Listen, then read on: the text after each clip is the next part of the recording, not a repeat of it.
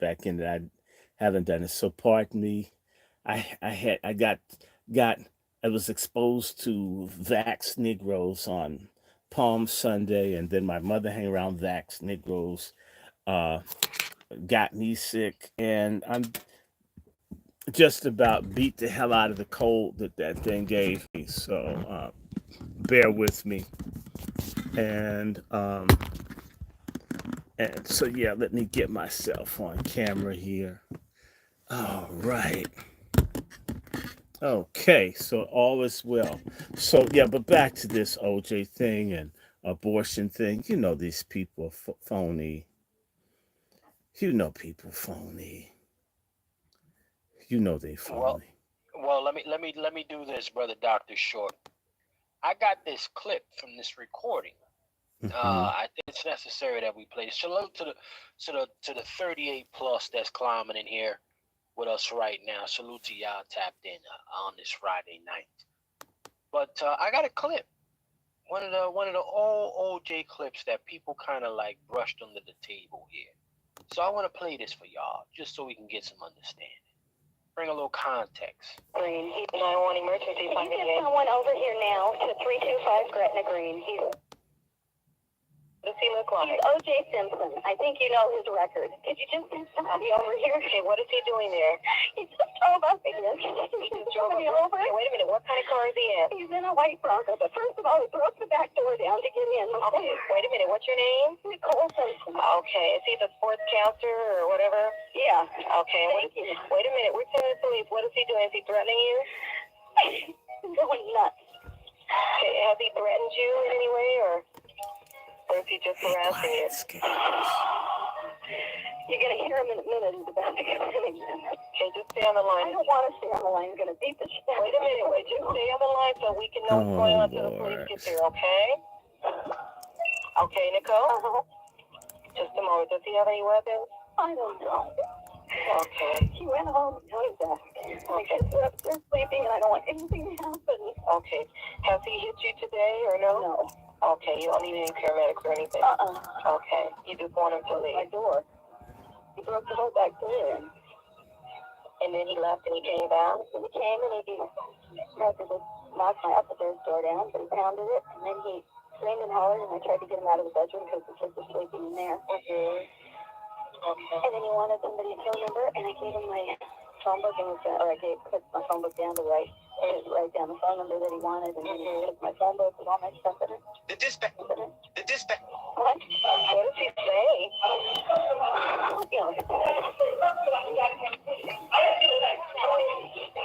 It's just domestic violence at 30 Cricket Lane, Cleveland, South Cricket Lane, West. The suspect is now entered the city.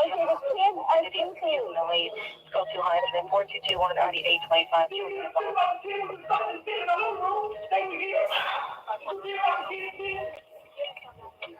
Hmm.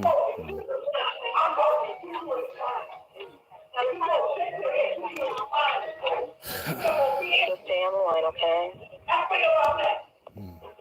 Is he upset with something that you did? A long time ago, it always comes back.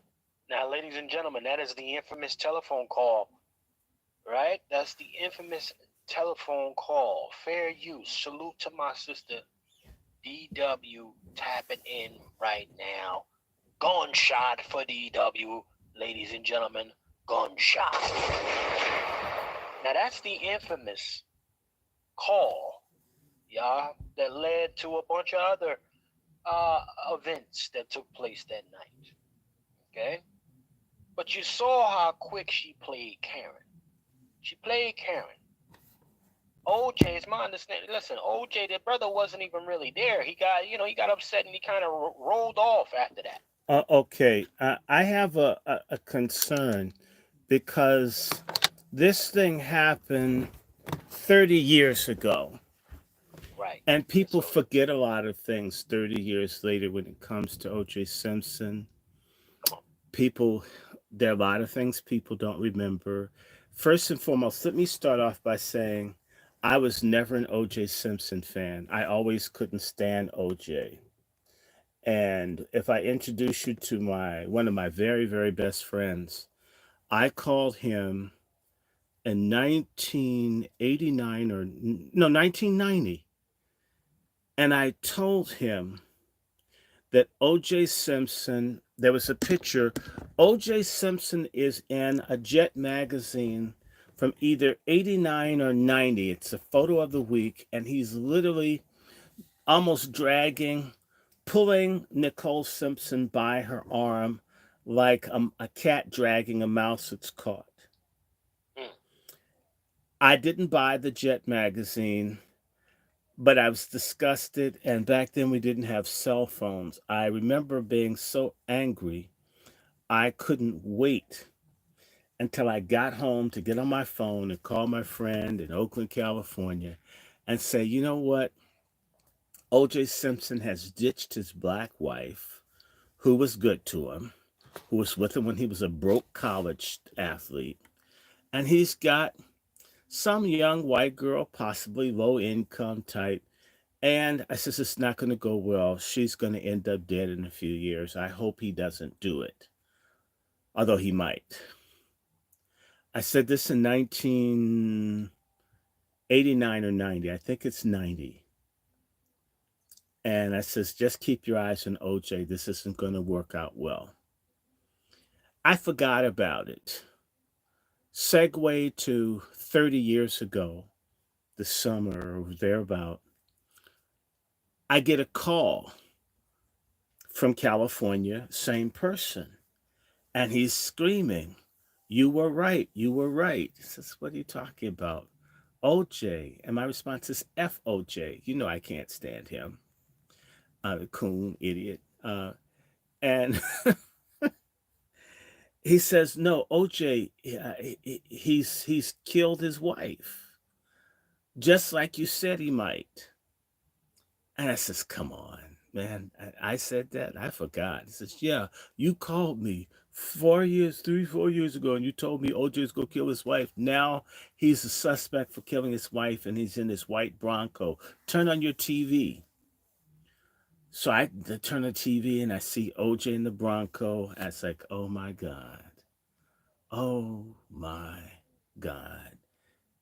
My first thing was this self-hating, jealous Negro murders this young white girl that he cheated with, probably on his wife, and it didn't work out. His money, whatever, she got bored with him, or he wasn't freaky, or whatever it is. And so my initial thing is OJ did it. Again, I walked into this with the bias that I couldn't stand OJ Simpson. How about that? I can't stand OJ Simpson. I never liked OJ, period. So my first thing is OJ did it. Bastard.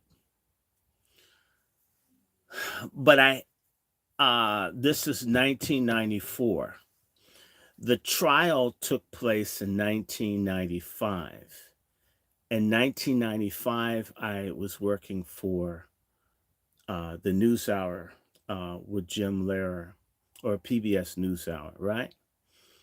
And because of that, you watch court TV, I watched the whole damn trial, all the stuff over and over and over and over again. And because of that, I have a very strong memory of what happened. One of the things why OJ did what he did on this specific tape, if you hear OJ yelling, what OJ is yelling about is that Nicole was having sex in front of the children and using drugs. That's what set OJ Simpson off. No. So the media, I get it. Yes, he knocked the door in and all of that.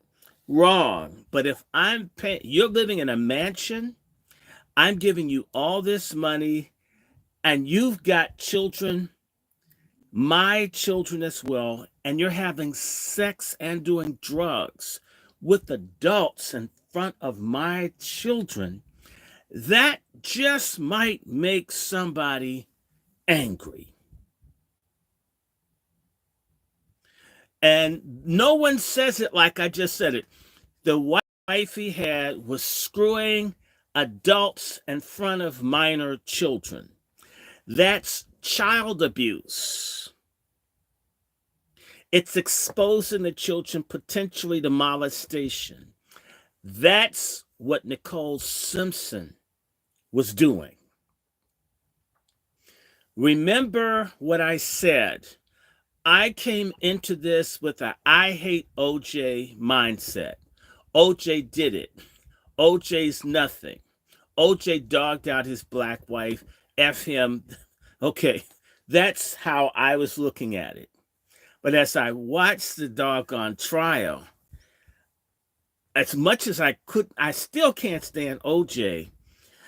I ended up saying, she's a wild freak too. So you need to understand what's called the Brentwood hospitality greeting, where when a male would spend the night in her home, he would wake up to Nicole Simpson sucking his penis. Not just OJ, and I'm not trying to just, I need to remind people that Nicole Simpson, while she's living off of OJ and her family's living off of OJ, is going through hundreds of thousands of dollars in cocaine. Oh, no. Hundreds of thousands of dollars in cocaine. And having all kinds of parties and all, as they do. And Nicole Simpson is having lesbian relationships with Faye Resnick. This is something I need to say, and I don't care how people take it.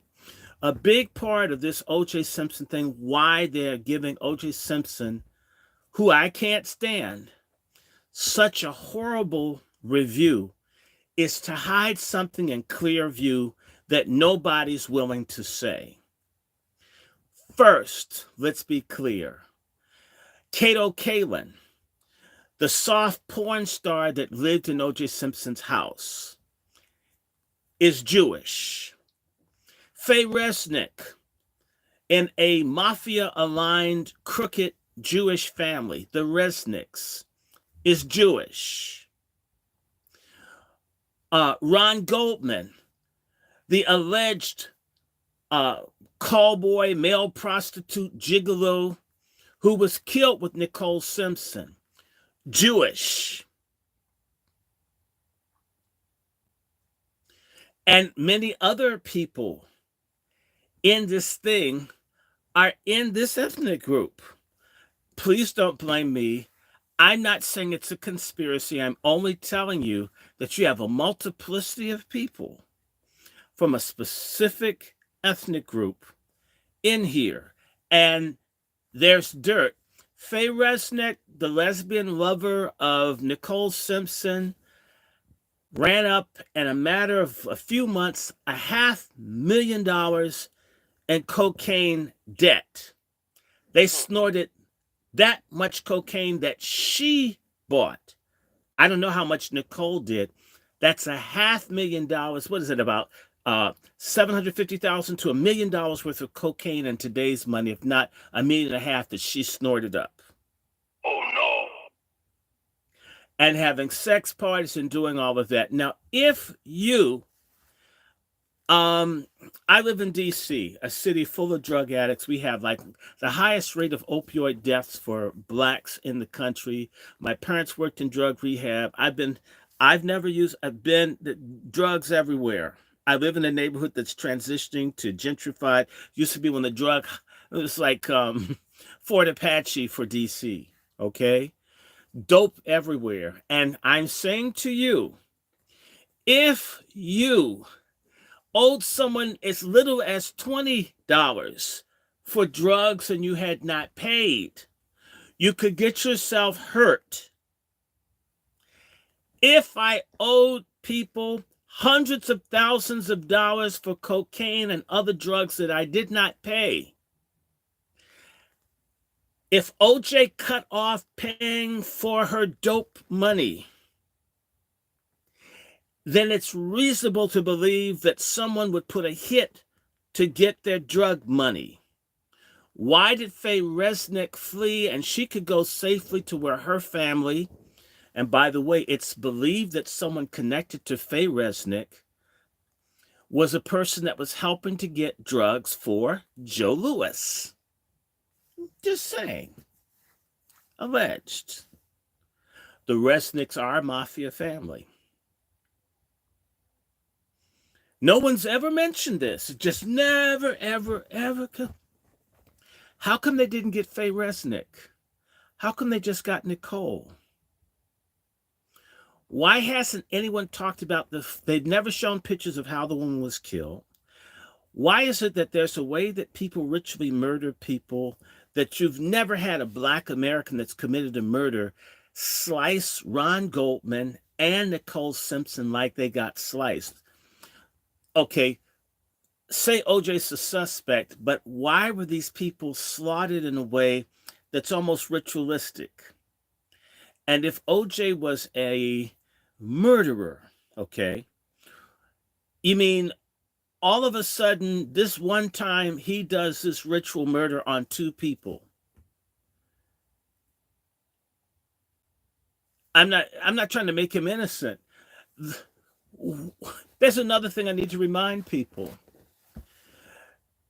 That Bronco that he was riding in, the police impounded.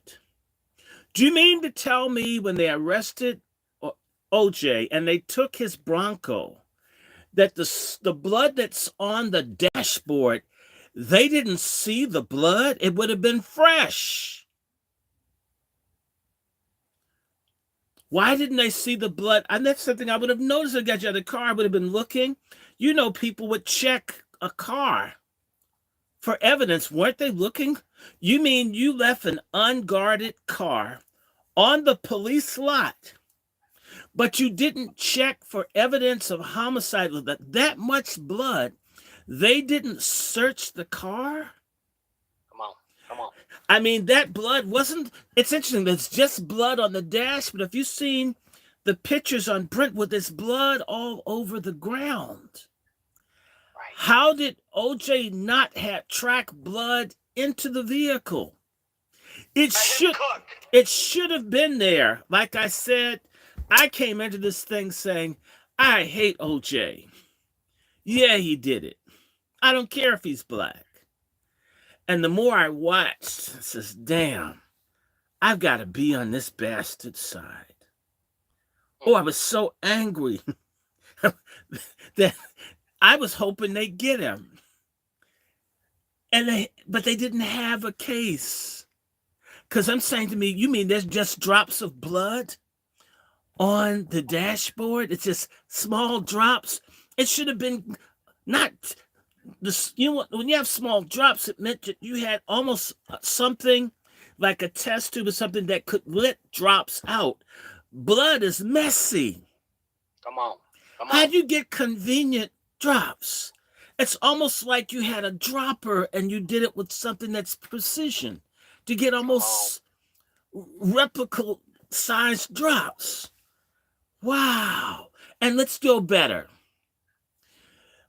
What was in the blood drops and the smeared blood and all in the Bronco? Blood preservative that only law enforcement and intelligence agencies have. No human being could exist with that toxic substance in their blood. So yes,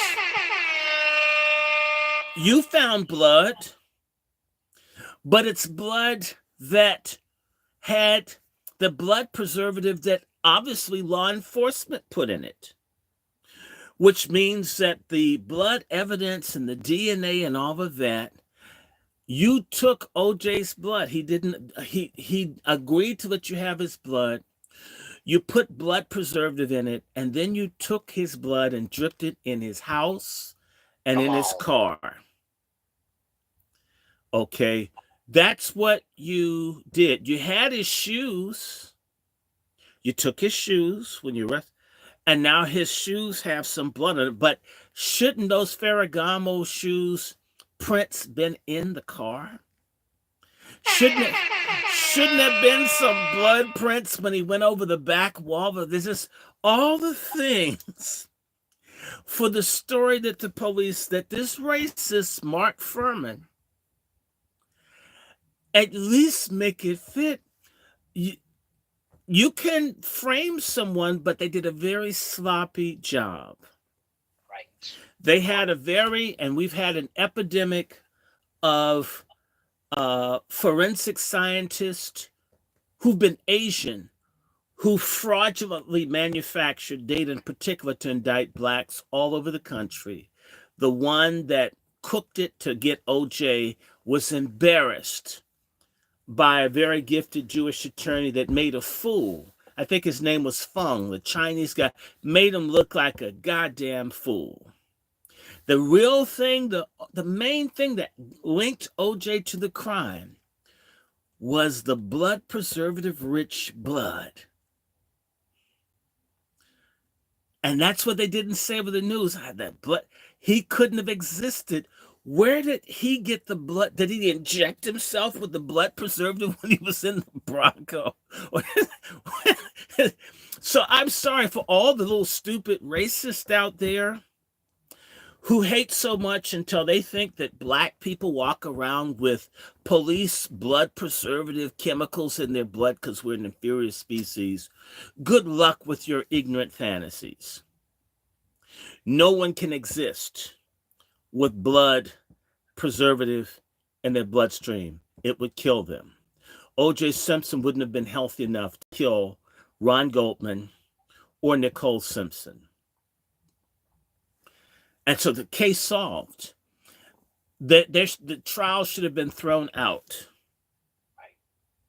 But it wasn't thrown out because there was a desire to do something. And a lot has been done with the trial. I'm just saying with the blood itself, the glove didn't fit, all this other kind of stuff. Man, there were things that Judge Lance Ito, the Japanese judge who's married to the white woman, who's trying to prove himself, all kinds of stuff that he did to try to help.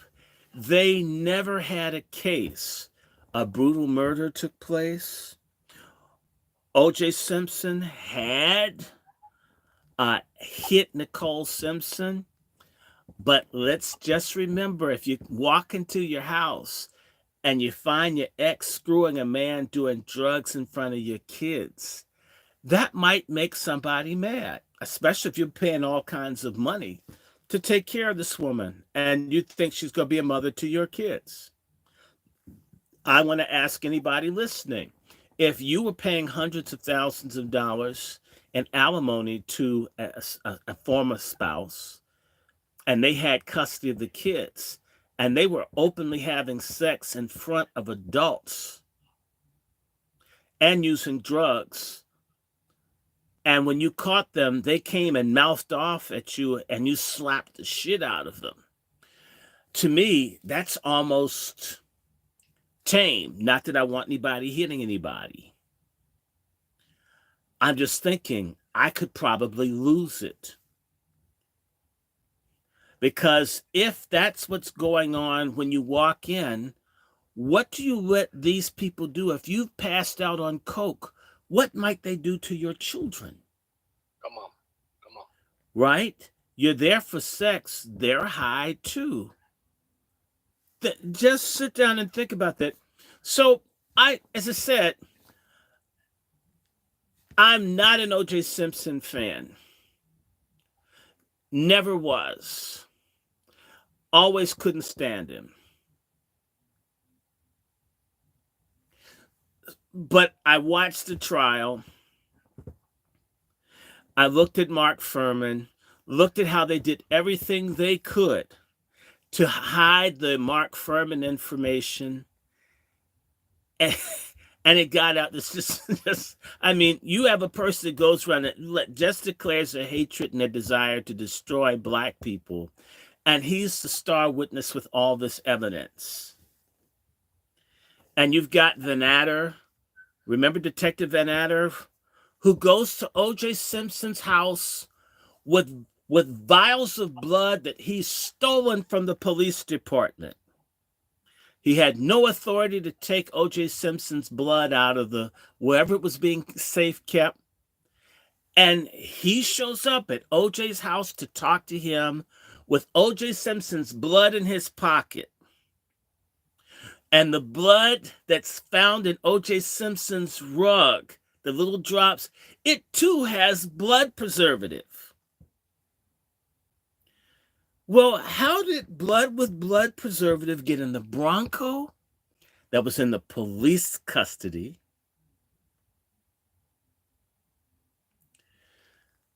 How did O.J. Simpson's blood miraculously get discovered after Van Adder, with the blood preservative in it, get found in O.J. Simpson's house only after Van Adder went to visit? Why did they need to check his house again if they already checked before? Something like blood and dogs, they should have caught it the first time around, like they should have found it in the Bronco. But even had they found it, it has blood preservative in it. There's a direct link between the blood that the police collected and Van Adder and O.J. Simpson's house. Come on, people. It's 30 years later. I was thinking, y'all don't have a case. You took the evidence room blood to the man's house, even if he didn't leave a drop. That's some real sick, macabre stuff.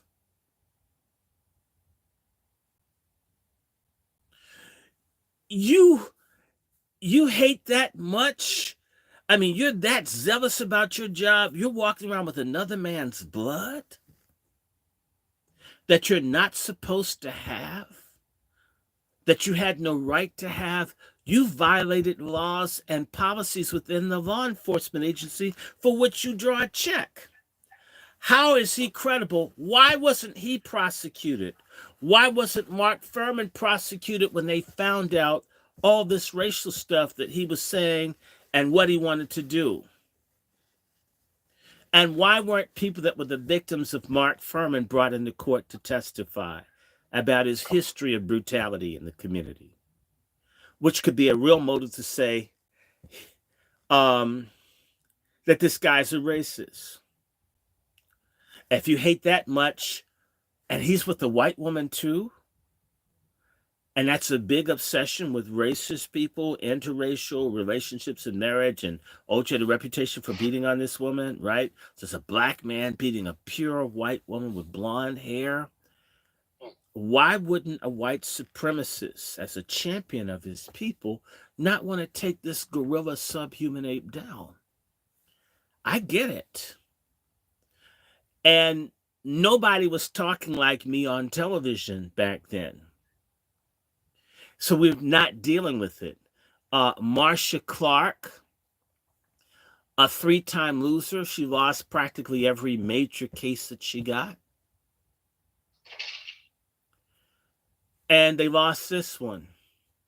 And in reality, the people, they didn't really have a case. And O.J. Simpson, clearly, if you're still visiting your ex and you're jealous, it's O.J. still had feelings for his white woman. If he got upset that she had boyfriends, that's not necessarily the love that kills. That's like the love that maybe we could get back together. Somebody's writing a note, it was all over drugs. I agree. Nicole Simpson, Ronald Goldman owed money to a drug cartel. The Colombian drug, the executions of these people resemble the Colombian executions. This is correct. And it's correct. OJ would not pay the dope tab for Nicole and Goldman. They know this, but you have to understand, by exonerating O.J. Simpson, you implicate Hollywood and Las Vegas decadent GCPs. Marcia Bynum, I've said it, if you're listening, listen. The police department uses blood preservative in their labs. Okay, we don't have to be geniuses. Human beings' bodies don't produce blood preservative, which means someone has to create the chemicals and things to preserve blood. They add that to maintain the blood so they can use it as evidence. The blood preservative came from the Los Angeles Police Department. They never had a case. They did not want to go after the mafia. And it's just as sure, if you've been looking at the news this week, the Los Angeles Police Department is totally infiltrated by Latin American gangsters. So it's completely corrupted. It's even more so now than what it was 30 years ago. The Los Angeles Police Department was full of Nazis and white supremacists. If you remember that there was a Mayor Yorty, if I'm correct, for Los Angeles, and Daryl Gates, these people deliberately recruited white supremacists to be on the law enforcement of California. Let us remember 59 years ago, after the Watts Rebellion, look the ingredient up. It's 30 years, Marcia. I don't remember 30 years later the name of it. You'll find it. Everybody's got Google. Just look. Don't expect me to know everything, but I'm right. I'm absolutely clear that I'm right, and I'm not going to try to find it now. The blood preservative is there. It's EDA, something like that. Whatever it is, I don't remember. I don't want to get it wrong. Someone look it up and put it up there and post it.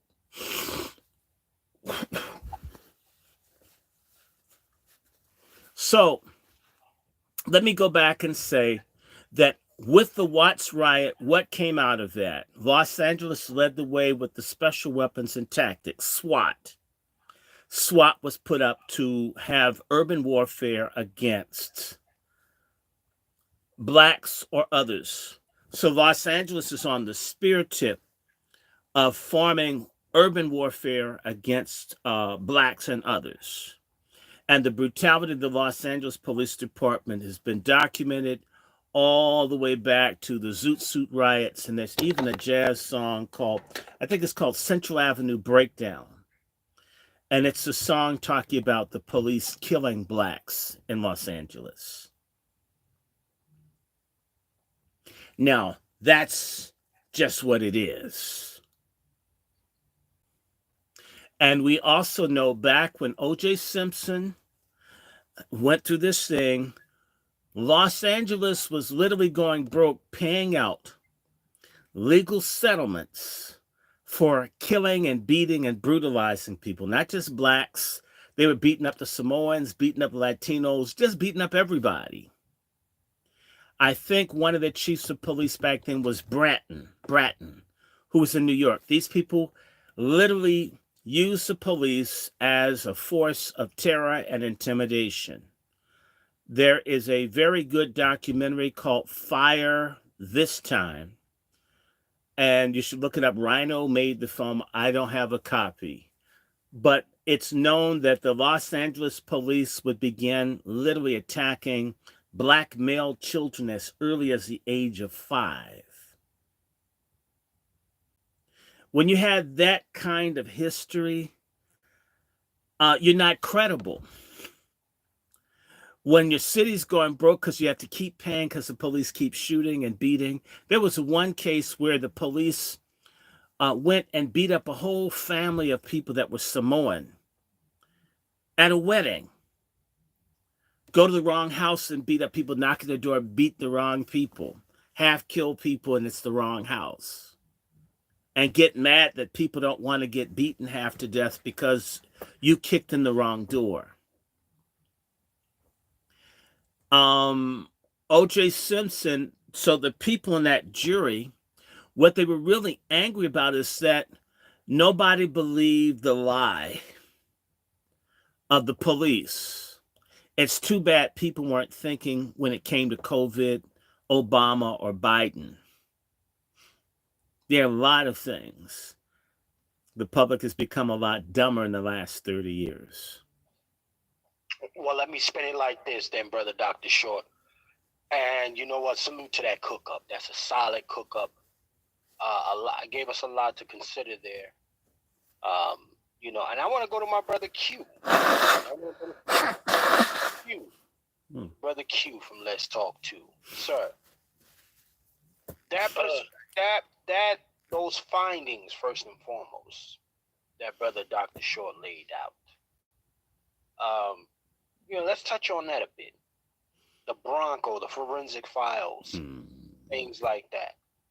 You know, and this, you know, it's a point Dr. Short eloquently put, and I'm glad that he's here, and this is always his show and your creation. And sometimes, like he said, sometimes we may forget details, but the key component to what Dr. Short was saying was at that time, Barry Scheck was doing his job. Yes, he's the one that made Fung look like a fool for the DNA. People need to understand that Barry Scheck is the #1 DNA trial attorney in the country back then.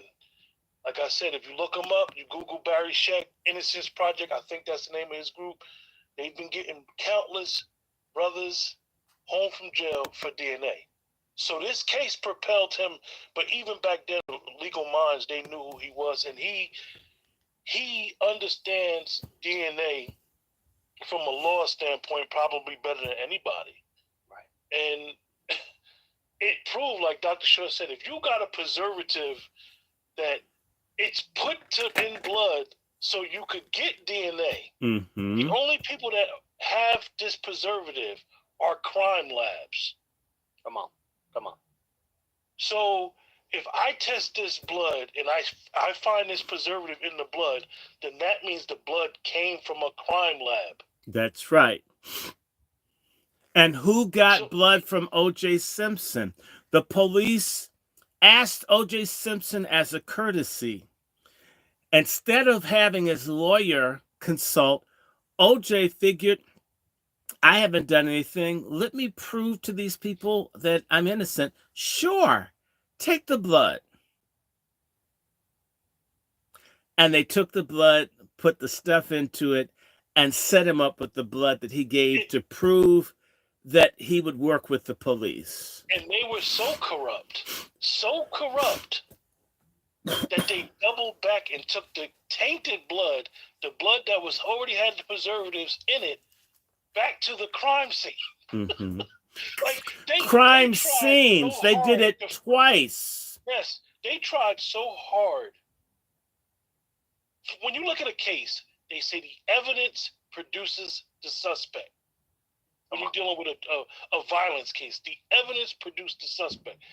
They tried so hard to make OJ the killer that they were fumbling over each other's planning of evidence. Come on. And not only that, they did other things like said that O.J. Simpson washed the blood off, but there was no blood in the pipes. At least, I mean, the blood would have still been in certain things. It would have been inside the gutters. They didn't have that. They wanted that so badly. Look, I get it. Let me remind you, I can't stand OJ. My thing is get him. And then it says, oh my God, he's innocent. As I said, I'm prejudiced against OJ. And in fact, I remember where I was sitting in Shirlington, Virginia, when OJ Simpson was fully acquitted. I was waiting for him to be guilty. I nearly fell out the chair when they did nothing. No charge? How? I'm thinking black man, 2 dead white people, Los Angeles. Surely they'll do something. When they let it, I had to literally walk off work. I couldn't believe it. My mind was blown. Not that they hadn't proven that the people had no case, but they worked so hard to set OJ up.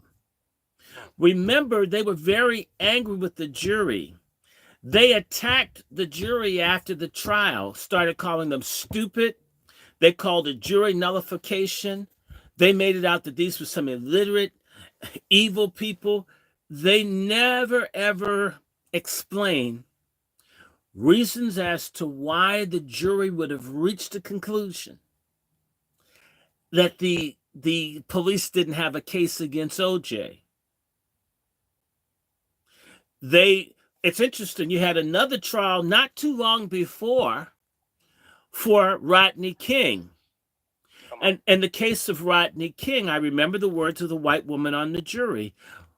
Rodney King was controlling the action. That's as he's being tased and beaten by multiple officers.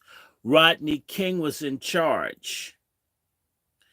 They never questioned the jury in Simi Valley, never said that they were stupid or they were ignorant or it was jury nullification, because the police, who were brutal, who were known for being a goon squad, were exonerated. They wanted the same sort of thing to happen to OJ, and it didn't happen. Remember that the Los Angeles Police Department had lost. Marcia Clark tried to get the McMartin family. There were a series of cases that whole lost. And for the people in the chat who love law, who love to do research, he would have, if he would have got found guilty for this farce of a trial, there's a thing in legal circles called fruit of the poisonous tree. Look it up. You can look at case law.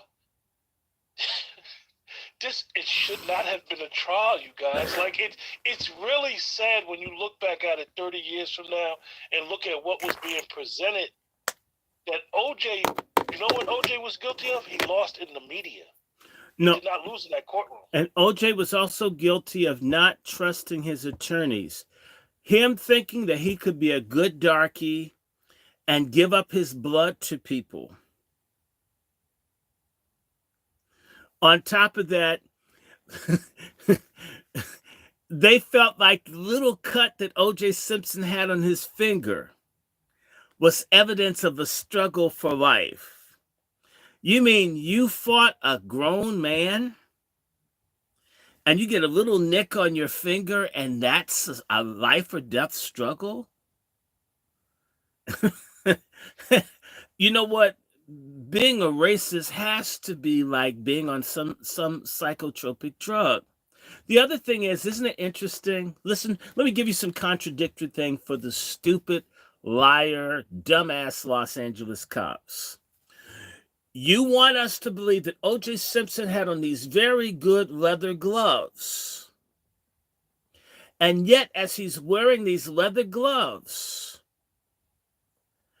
you want us to think that somehow those leather gloves had no cut in it. You mean someone stabbed OJ in his finger through the glove, but the glove itself didn't have a slash in it too? In order for something to cut his flesh, it would have had to have gone through the leather on the glove that didn't fit his hands. Are you understanding me? The other issue is, and this is what's really interesting, they said that those were the bloody gloves that were used to kill those two people. Even then, they should have been able to get traces of O.J. Simpson's blood, or should have been able to get something, hair or something from O.J. Simpson inside of that glove. The only thing they had were gloves, and since he had his hands, they hadn't been amputated, they were hoping that that glove would fit. You know what's interesting? They said that O.J. Simpson had on these Italian shoes. Why didn't they have O.J. Simpson also try the shoes on? Since they said that those shoes were right. Remember that? They never had O.J. Simpson try on the shoes. They said they were his. To me, if the glove didn't fit, maybe the shoes fit. Come on. Why didn't they try the shoes? Again, I can't stand O.J. Simpson. I was thinking of ways to nail his ass.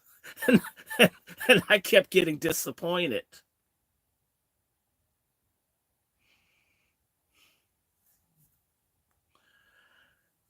I kept getting disappointed, saying they don't have anything.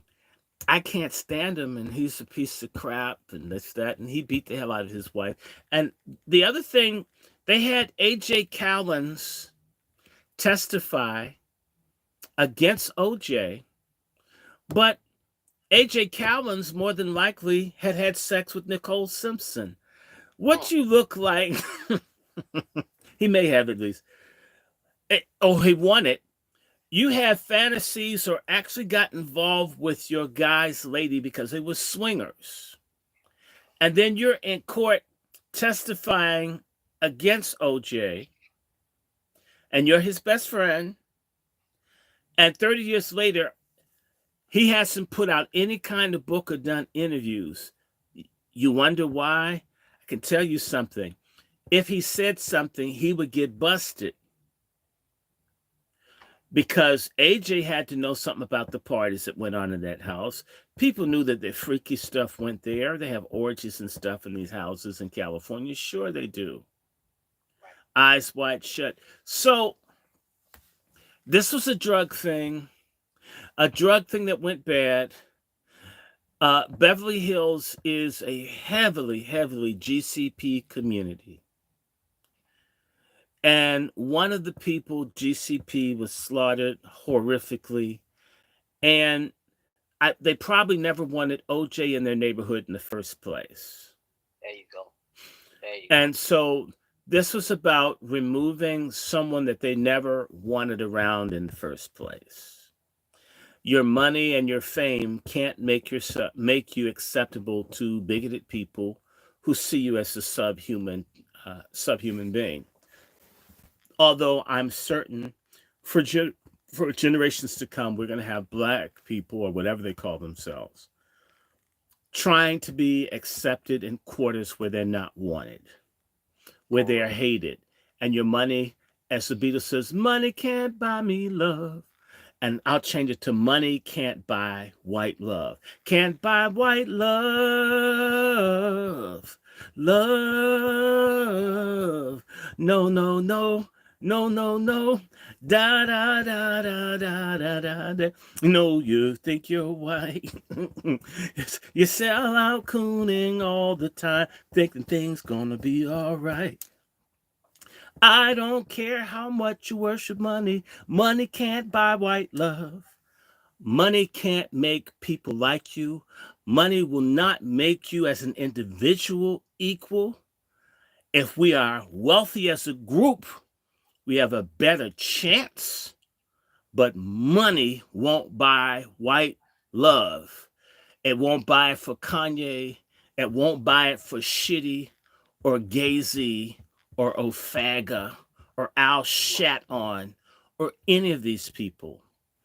What will get you at least respected is that you have dignity, integrity, and that your group is down for a fight to survive.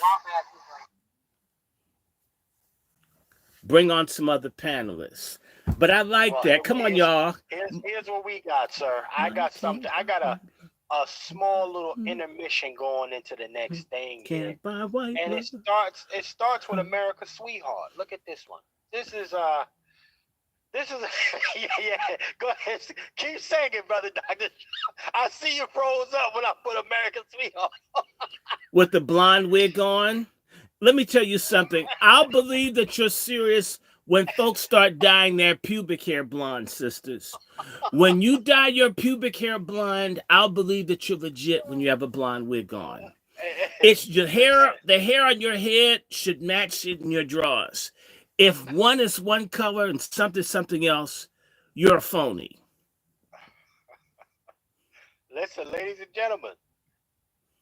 If we get into the final subject matter, here's a little small amuse. Now, your girl, Glow Ritter.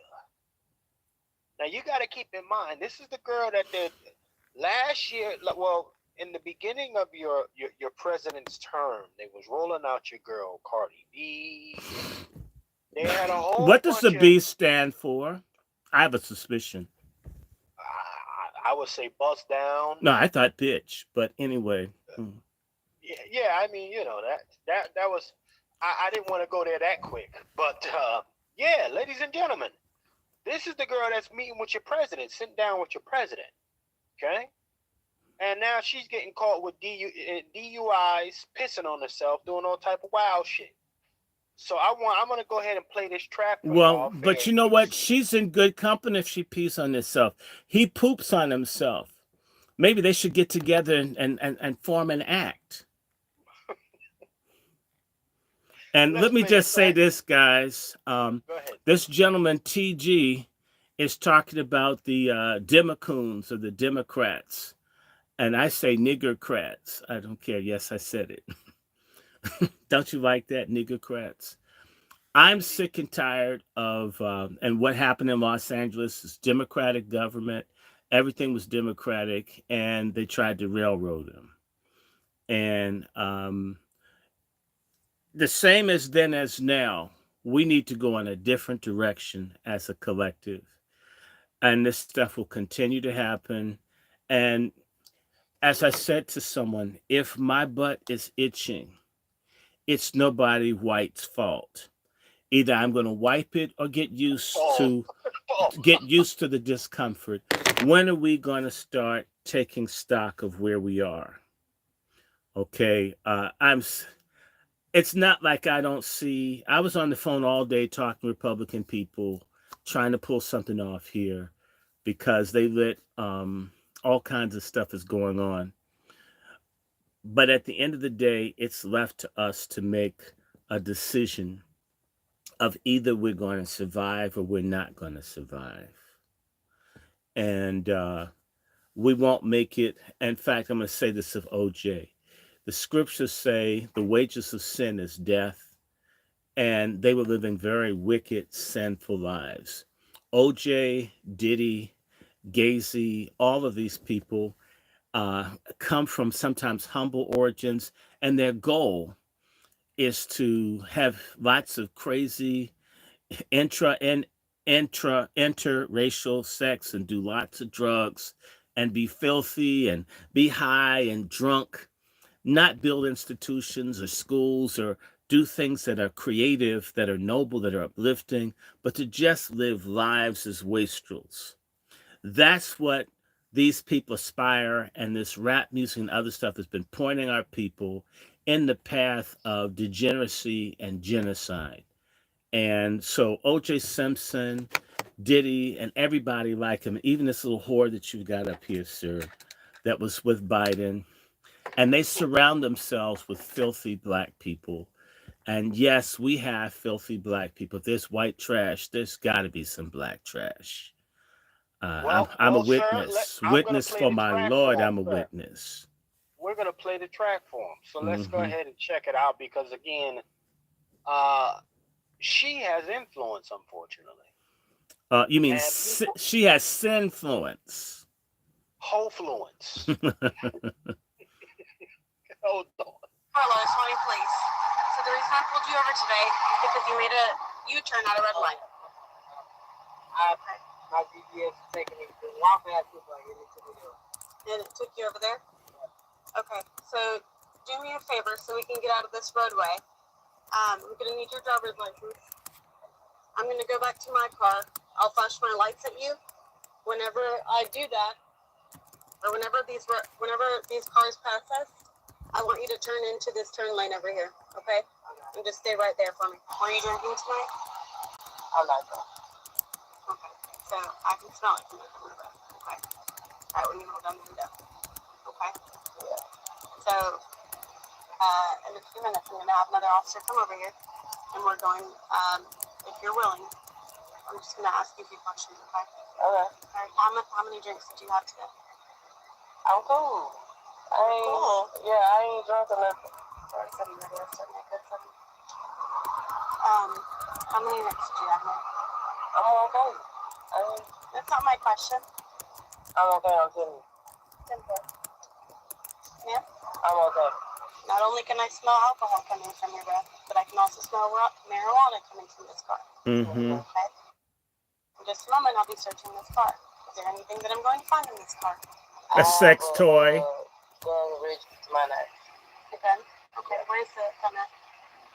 It's okay, you don't have to reach for it. Where is it? Yeah, it's in the car. Where is it? In the car. Yes, ma'am. May where at? He's in just my for my safety. Okay. Yes, yeah, where is it? Like in a bag or? No, he's just in the bag. Okay. All right. Then you need marijuana. No, because you still gonna pick on me.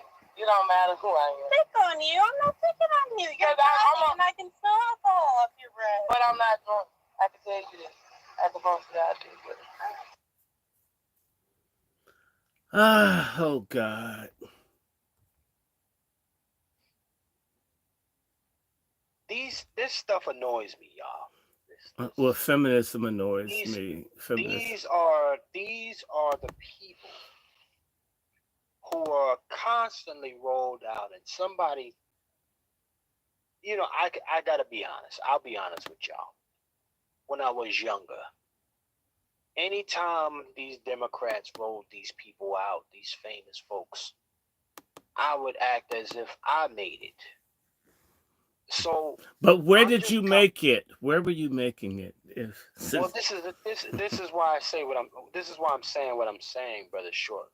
For me, the victory was seeing them have something because I was told that it means something. Mm-hmm. Not it actually meaning anything for me or my community. Do you know that's kind of pornographic? It's like sort of black social porn. You're watching someone else have sex. You're imagining you being inside the ugly druggie that has to sell their body on video to get drugs. And so you're getting off to someone else. We're pornographically looking at these filthy, no good, trashy, fake, untalented black celebrities. And it's pornographic thinking, wow. See, if you're eating lobster there in Jersey, it doesn't fill my belly. The same way porn is illogical to me. I mean, I'm not feeling you if you're on top of somebody. Why would I want to see something I can't do? You get where it's pornographic, it's voyeurism. It's a world of make-believe and phoniness that drives this whole black celebrity cult of worship.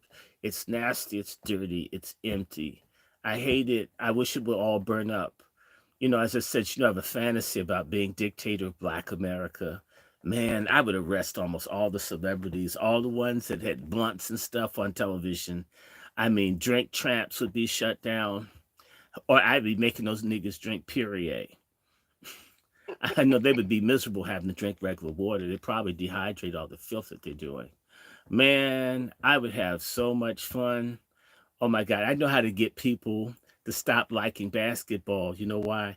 You'd force people to have to read a book before they could come to a basketball game. The NBA would be gone a week because nobody, I ain't reading nothing. I can't read anyway. Man, well, I'm going to play. They'll be watching Latinos play soccer. Well, ultimately, Brother Dr. Short, the reason I bring that up is because, if at that time, a younger guy, I would believe that, things are changing for us as a younger man. I can only imagine that now they roll out these type of folks, and they have the same mindset. This means progress for us because it's told, especially depending on what kind of you're coming from. And there's no real impact, solid influence on your life. And then you could even come from a decent environment, but if you got a bunch of vote blue no matter who's in your family, it's gonna always come off like bullshit. Well, at least come off as the right thing to do when it's always been very detrimental to you and your community, regardless of what's going on. So this is the detriment of. She's popular, just like a Sexy Red. Mm-hmm. These are the people who have cameras around them all the time. You know who else had cameras around them all the time that was popular? Hitler. Being popular, having cameras. I'm so tired of this. God, I'm just tired. Why these people don't matter? let me share with you. You know how you matter when you do something that helps people, that's uplifting, and that's when you have problems. I mean, these DUIs and other stuff, to me, that DUI would have been better had they that woman manhandled her and grabbed her by her weave and all, did like a Sandra Bland situation. That would be very helpful to her. The fact that she got treated well with a lot of respect when she was in the wrong sent her the wrong message.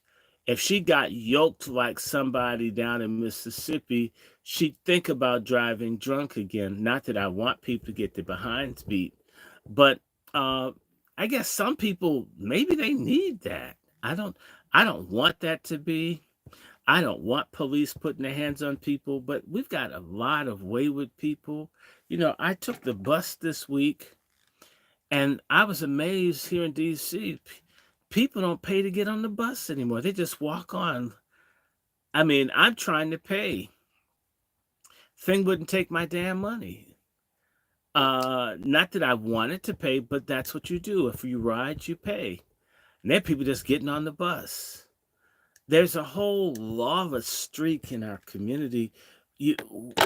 I would tell anyone, we cannot carry 3 crosses.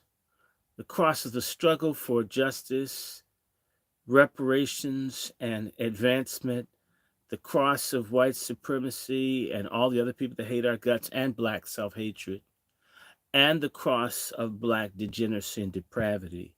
I mean, 1 cross is too much. 3, that's why we're stuck.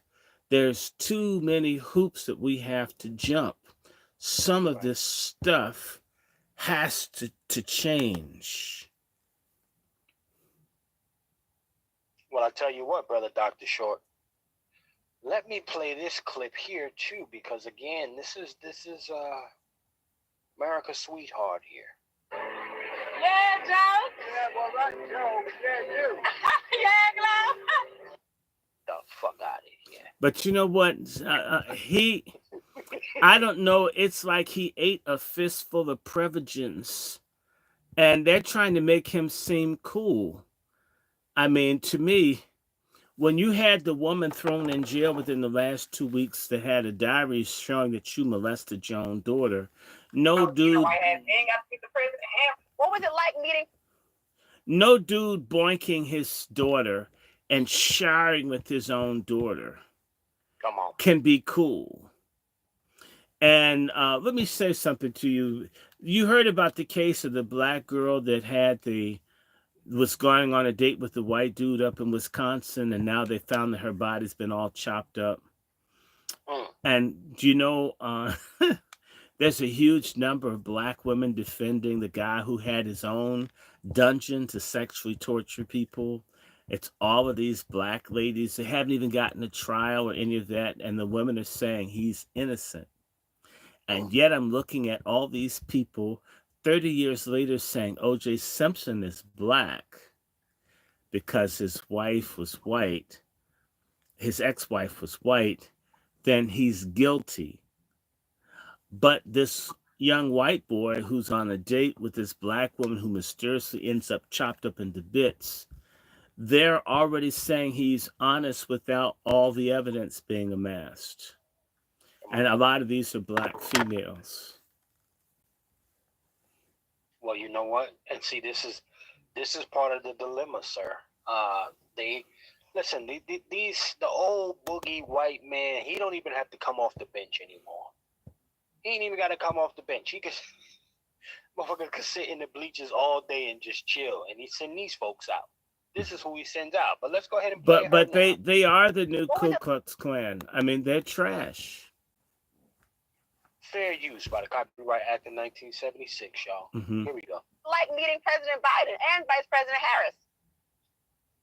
It was so cool. I was geek. Like, everybody don't get to meet the president and the Everybody. So, like, just being able to be in the White House, like I never in a million years thought I'd be in the White House. Then I was in the White House and got to meet the president and vice president.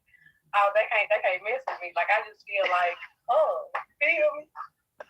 And he also sounds like he knew your music as well. Gloria, I mean, I want to read a part, though, of a text that your mother sent you after your visit to us. It says, quote, I've come from being the woman with a bunch of kids living in a blue house with no real furniture in Frasier to the classiest, most beautiful, and most talented rapper of this generation's mom, who's moved on up to a beautifully furnished house. Get him, Glow. That is so sweet. Talk to me about what that message meant to you. It meant everything to me because we really did come from absolute nothing. Like when we were living in that blue house with all my brothers and sisters, nobody never would have thought nobody would have been in the White House or none. So it was just a proud moment for my mama. Like she called me so happy, like she was super excited, and that's one of the reasons that I be more happy about my accomplishments than anything else because how proud my mom and my daddy is. Ladies and Hey, Chef C. Yes, sir, brother Q. One of the things about Glorilla, which is a very interesting name that she's tried to use, and playing on the name and going to the White House, and for whatever reason she went to the White House, and then following up with CNN, is that we could go back over 50 years when Malcolm made that famous statement about entertainers and comedians. This is not going to stop. Come on. It's not going to stop in our community because we have an issue in our community where we don't like to defer. Come on, man. We don't like to say, I'm not qualified or I don't know enough about a particular topic. Let's go to an expert, historian, politician, that we're so quick to, nowadays, I'm going to use my platform to speak on certain issues. Not trying to be funny. Shut the fuck up. You're compromised. You can't speak on that issue. Come on. Because what happens is that they're in bed against the interests of Black Americans with these companies, corporations, and people. So they get on, like when he tried to get Cardi B. They used Cardi B for all the stuff. And then what happened with Cardi B? Yeah, more bullshit. She started speaking against their agenda, basically for her people.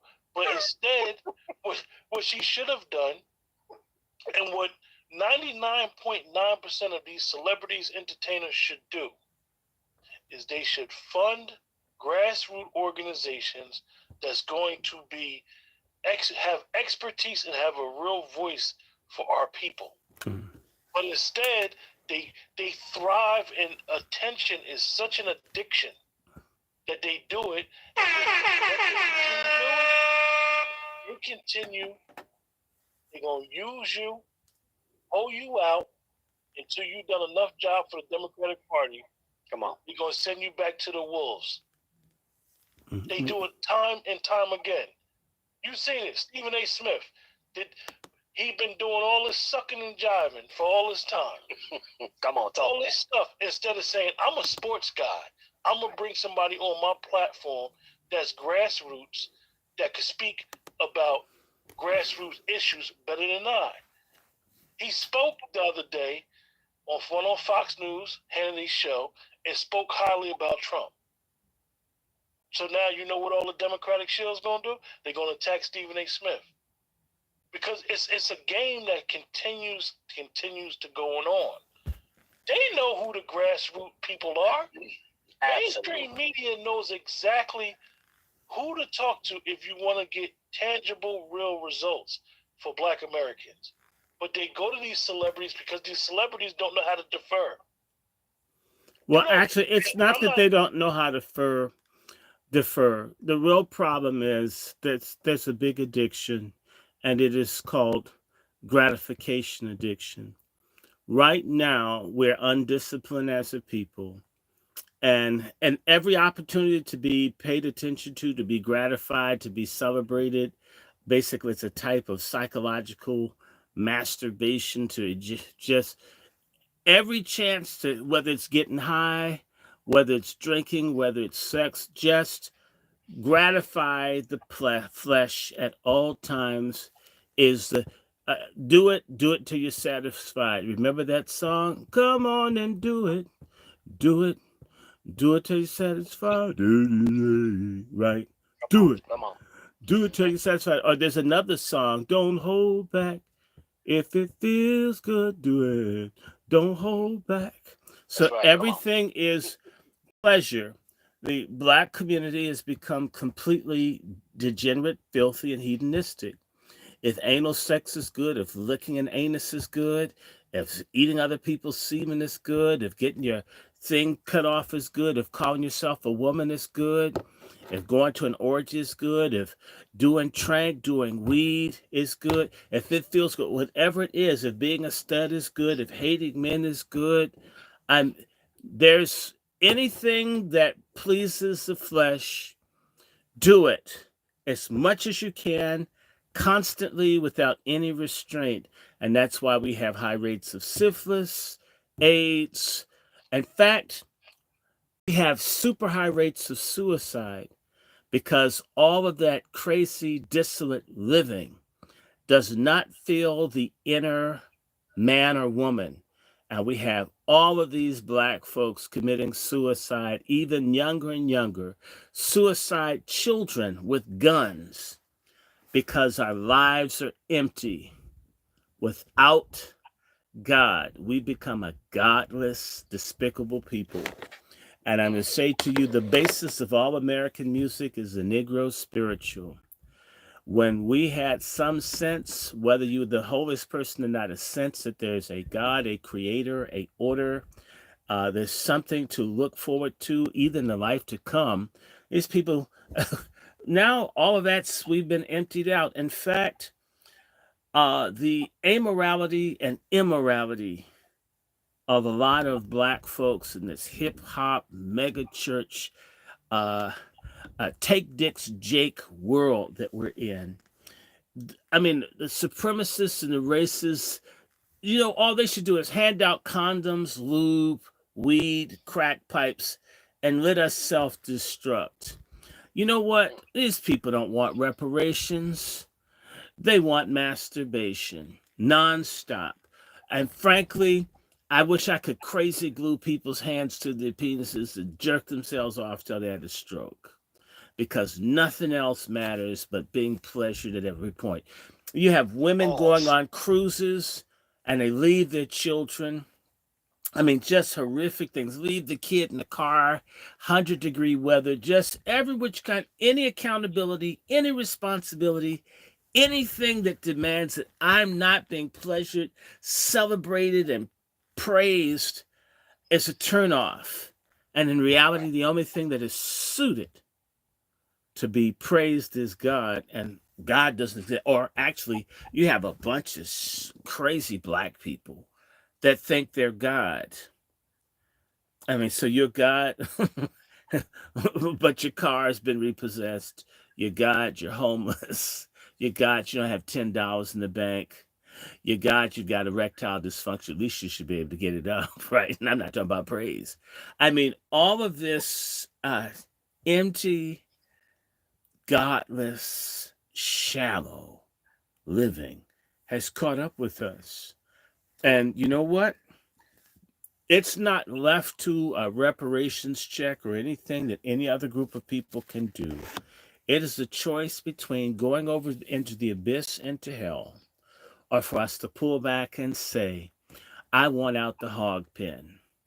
And right now, I don't think people really want out the hog pen. After all, mud can be quite satisfying. In fact, pigs like being in their own poop and urine and the mud. Because you know what? On a certain level, it satisfies their flesh because pigs can't sweat. And there's a group of black folks who like being in their own poop, urine, and waste, but in a spiritual way. And they want us all to be in a hog pen. And if you've ever been around a pig will come and rub all over you and smear dirt and poop all over you. That's if you get around pigs will bring their dookie and all with them. That's what I love about cats. The thing I absolutely love, my cat Selfish. Cats, and that's why I love cats. The thing about cats is they don't want you to see them shit. Cats hide their shit. They keep, you know, cats are like elite white people. Even if they're dirty, they don't want you to know. Cats hide their poop. That's a fact. God damn, that's a Cats fact. hide their, I love that Cats about are cats. clean as The fuck. thing I That's a love fact. about cats is that I don't have to do, I love dogs, but I always think about the fact if I deal with a dog, I have to deal with this shit. In fact, a dog is a lot like coons. A dog is a lot like self-hating, no good black people. At some point, you're going to have to deal with their bowel movement. There's no way they can keep it from you. Well, you know what? I wanted to play that for y'all. Salute to the brother Negro in the building. Gunshot for the Negro night, ladies and gentlemen. Understand me? Hey, good afternoon, gentlemen. How's everything going? What's happening, brother Negro? You know, this is this subject matter. I wanted to touch on this before we get to the final thing. Now, this is for the Gold Sister girls. You know, I'm not hearing enough outrage for this crackhead that I'm about to pull up. They're calling her a meth head, but I'm calling her a crackhead. And in this system, in this particular system, these crackheads are allowed to go free, no matter how heinous or egregious their acts are. And in the case of this young lady here, Darsha, I believe they say her name is, she is a meth head, ladies and gentlemen. This one is a full-blown meth head. That's a nice jumpsuit she has on. And can you imagine? At least it's not booty shorts jumpsuit. They're gonna probably make those. You know, she wouldn't be able to twerk in those. It look like a Pan-African color type of jumpsuit. Mm-hmm. I don't know. Man, listen, this lady here, meth head to the flow, smothered the child.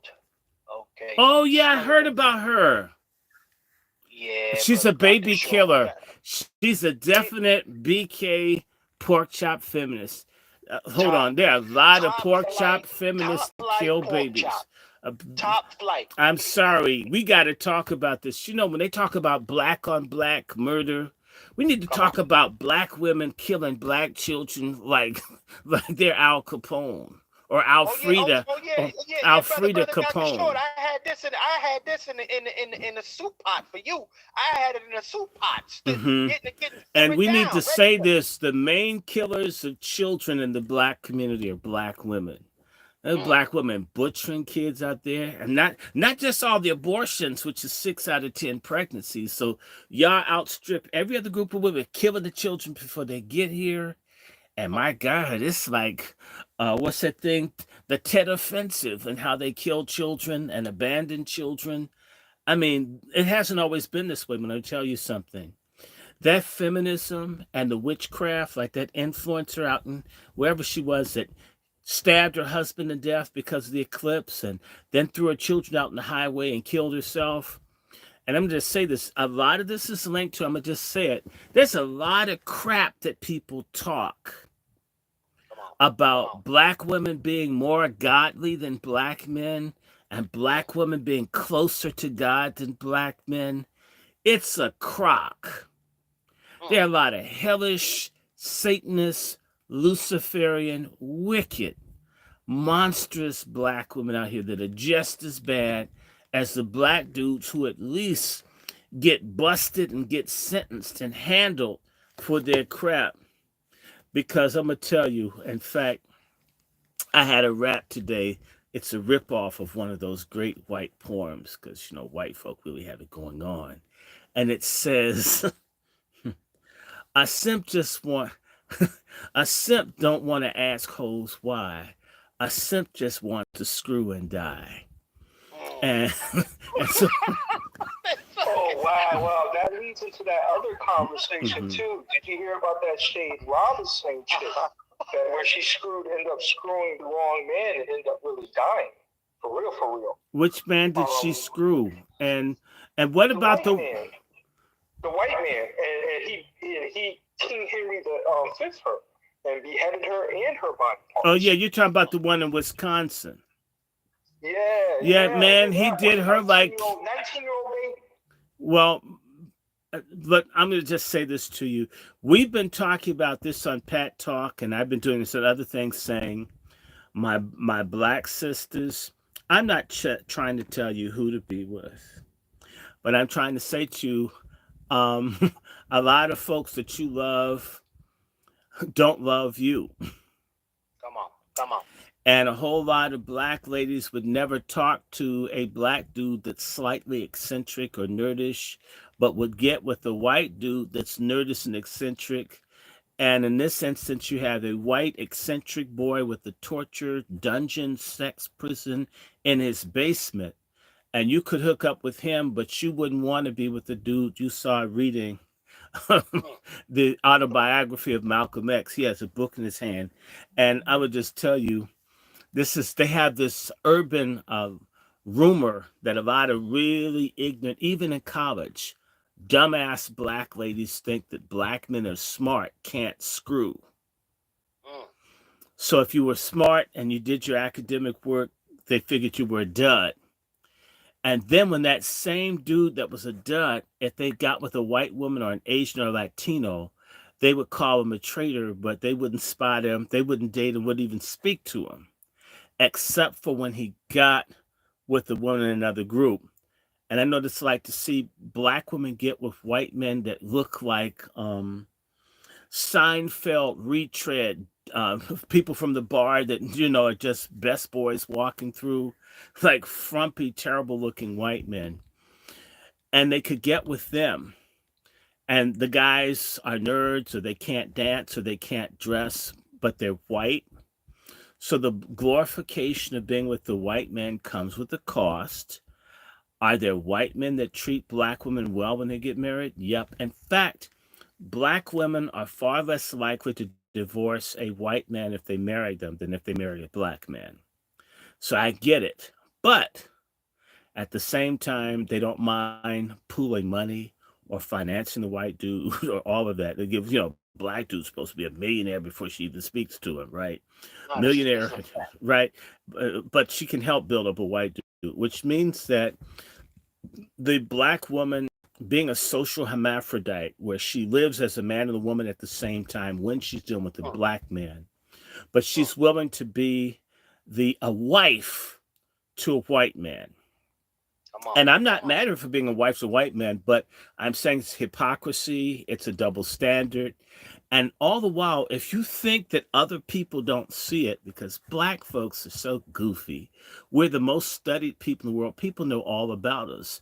They may not care, may not respect you, but they've read about you, their books. The books may not get the whole picture, but we don't study them as much as people study us. And so there are going to be a lot more disasters, as I promised. There would be plenty of black women, and there can be a lot of black men that would do anything to be with a white female, especially if it would cost them their lives. I guess the greater threat of danger makes, the orgasm better for the simps. Lots of people who have to be in dangerous interracial liaisons will be killed, and please don't call me. And I'm thinking, I have a baby father, I think a cousin whose baby father messed with a white female and now he's dead. It happens. I'm not happy, but I don't want to get involved. If that's what you want, if our history and all these things saying you really need to be careful in general of who you get with. If you feel you can be footloose and fancy free, the same way I saw an interesting story from England. A Somali man, no, it's from Europe.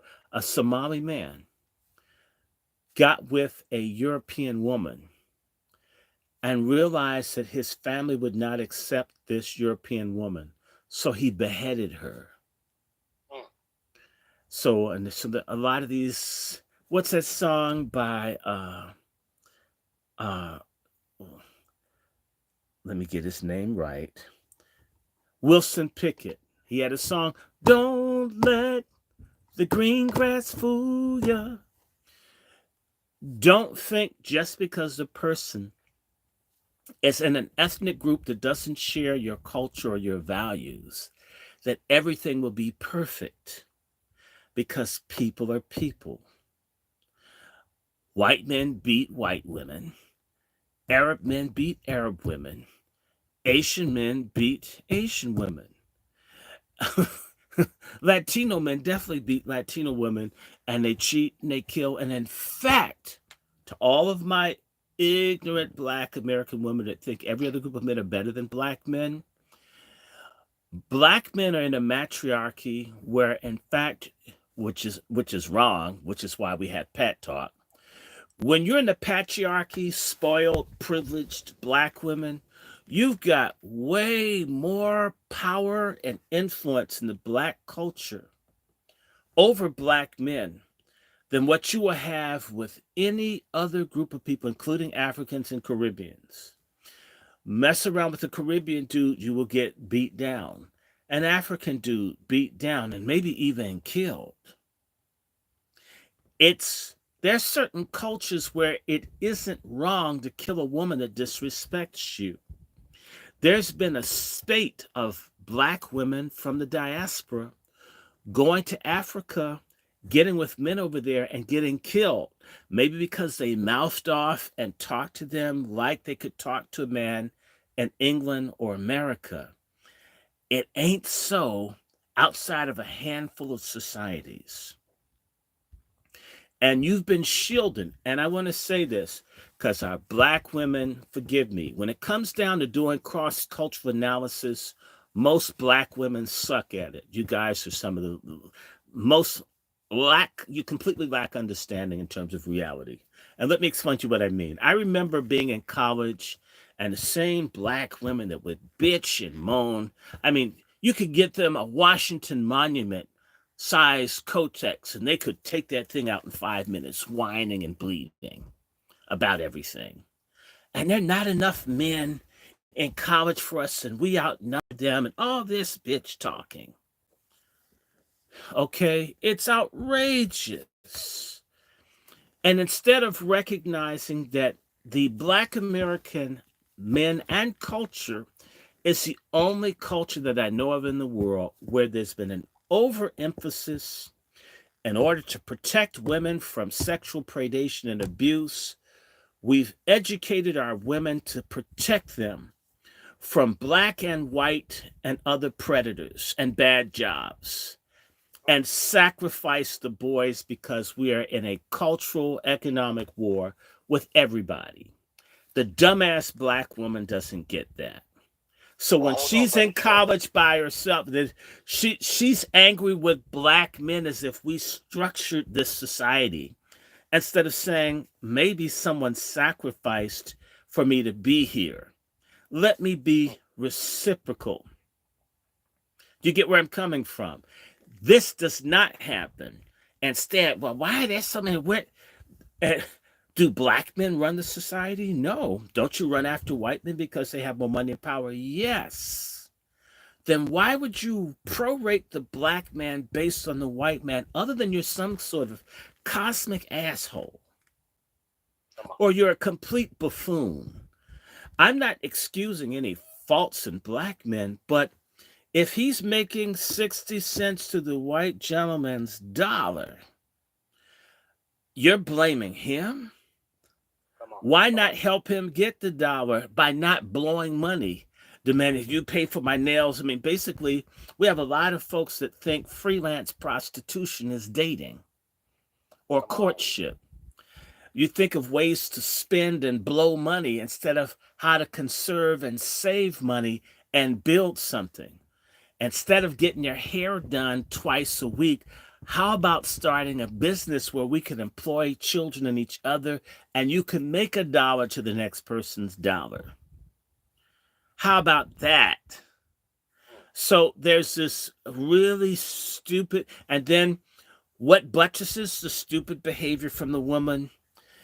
The vagina goddess worshiping simps. Man, just don't say, man, I just want some pussy. I don't care.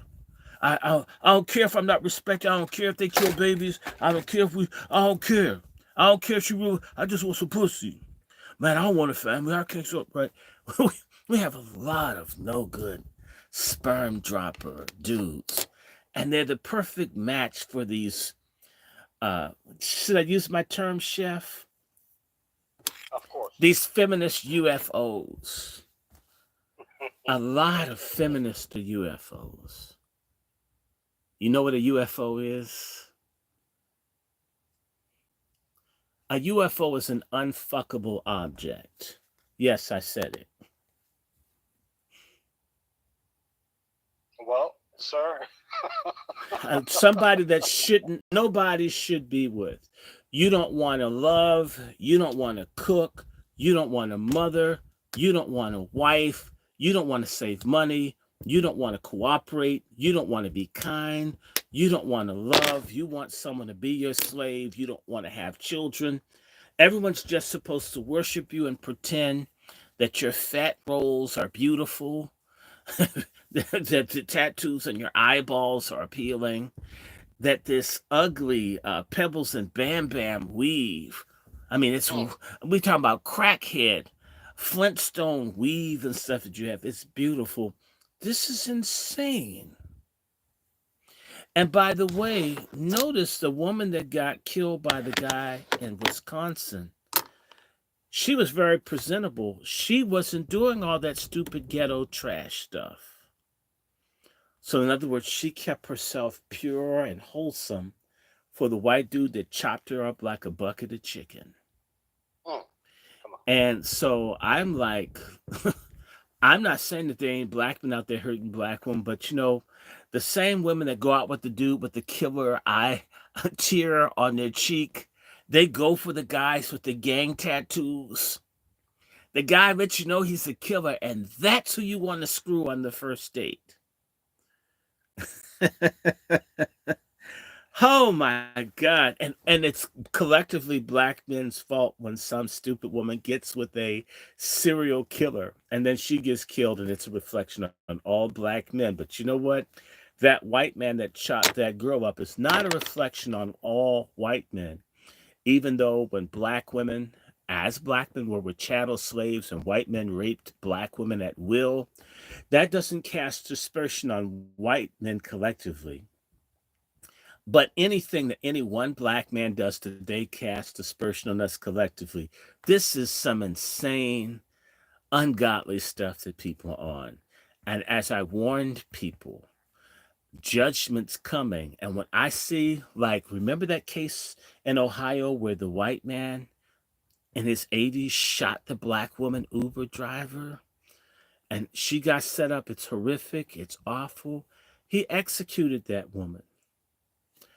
Remember, I've been saying to you, Chef, and I've been saying it to Lone Wolf and others, that you're going to see an explosion in horrific crimes committed against black women. One, they're unprotected. One, they're in a lot of places that are dangerous for a man. And like that stupid ass black woman coach that thinks that men belong in women's sports.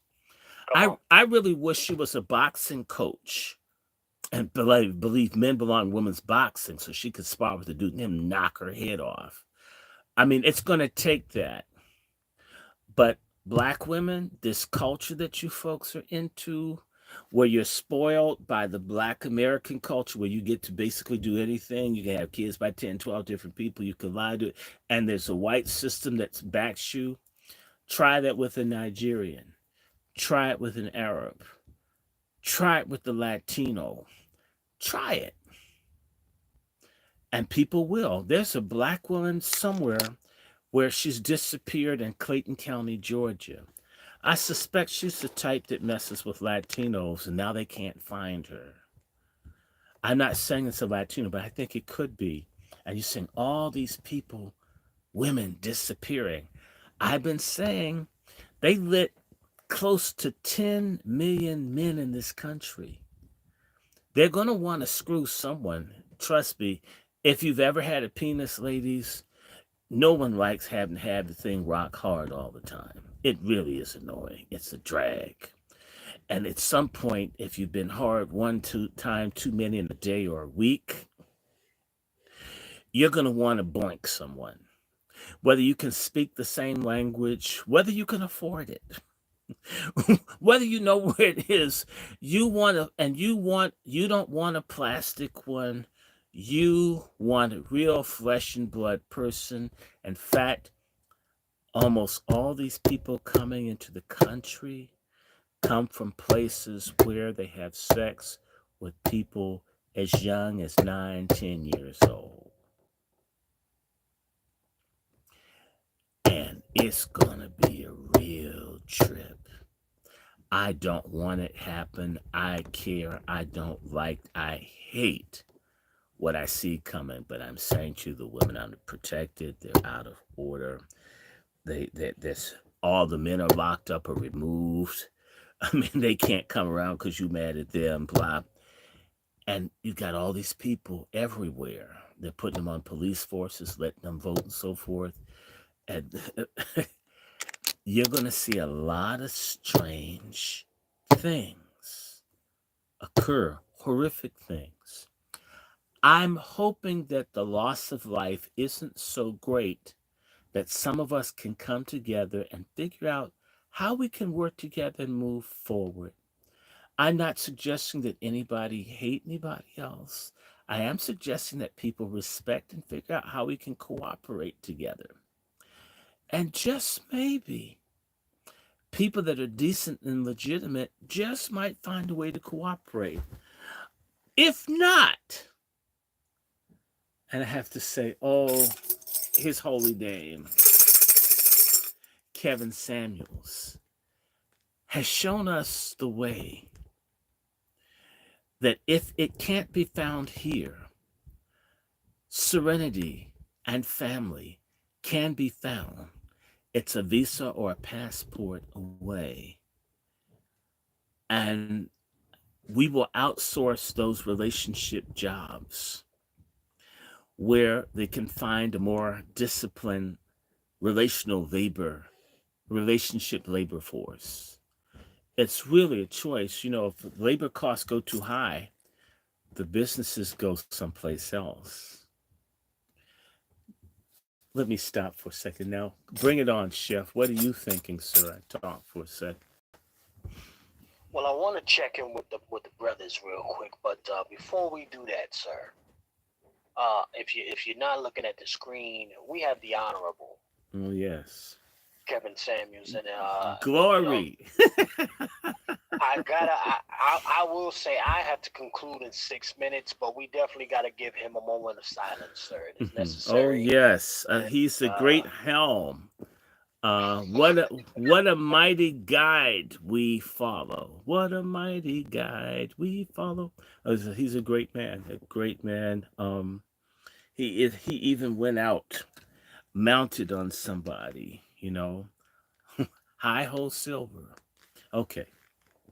Silence. 5 seconds for the Honorable Kevin Samuels.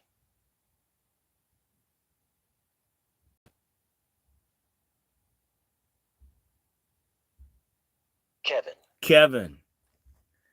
Indeed. Say it again. Kevin. One more time. Kevin. I feel all right now.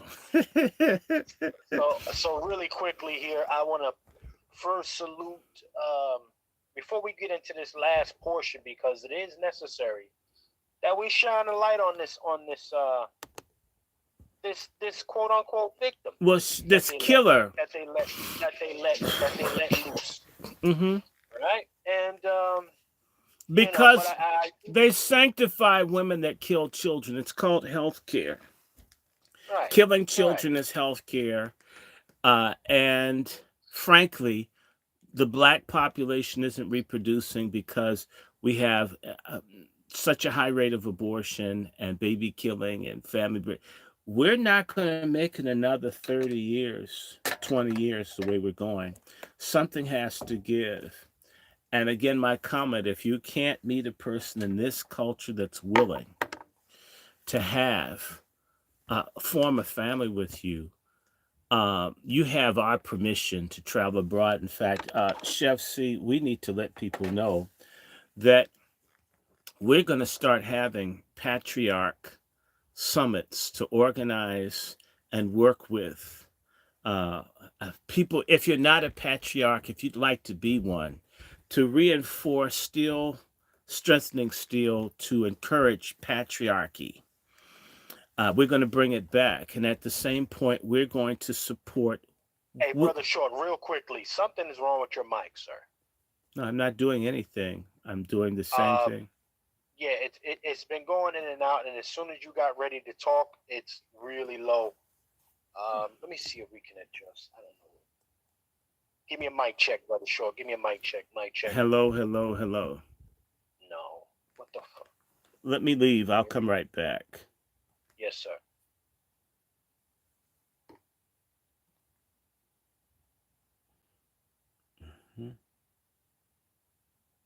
Mm-hmm. Oh, let me see. I'm going to go back in. In the eyes of the court. Let me see. It's Shiro, brother. It's Shiro. Remember, we're in the feminist times. We're in feminist times. She's not a Shiro. There you are. You're good, Brother Short. Go ahead. Go ahead, get it off while your mic is good. She is Hetty Kruger instead of Freddy. And killing babies is evil. And the thing about, forgive me, black men, if we weren't so ass stupid, we wouldn't have these problems in our community. We have to stigmatize the killing of babies. Murdering a baby and getting an abortion isn't cool. Okay, it has to become uncool. And we have to sanctify and change our perspective. Sex is not like urinating or taking a bowel movement. Sex is always potentially procreative, and therefore it has to be seen as spiritual and treated with respect and reverence instead of as the white word that they use, spewing, as if it's saliva. Semen and saliva are two different things. Your seed is sacred; it carries life, and we've become very hedonistic and paganistic as a people, and we pay as a consequence. Baby killing has actually been normalized. There's sisters that do TikToks and abortion clinics and so forth. They do all kinds of stuff, and I'll tell you, a lot of the stuff that black men don't like about black women, the attitudes and the meanness. People need to understand that when a woman kills a baby inside of herself, it alters her character and her nature. It does things almost on the level of being raped. And so a lot of this human records that you see out here, stupid hair, these women have killed babies. Their conduct lets you know that they've murdered a child. And to me, if you could murder my child, you could kill me.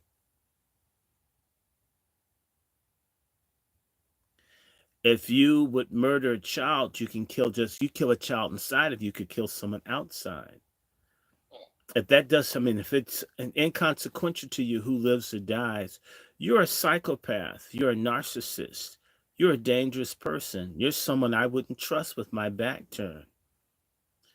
And so all these guys get with these women that abort babies and wonder how they could go to court and lie and coach the kids to say you raped them and take everything and destroy you. Well, hell, if they could kill a baby, why not lie on a living person in court? A woman that would abort a baby's character is very different from a woman that would not abort a baby. And a real woman wouldn't give herself to someone that they weren't committed and married to so that child would be loved. This whole thing about this whole culture of birth control and contraception, where the women are trying to be as loose with sex as men have been projected to be.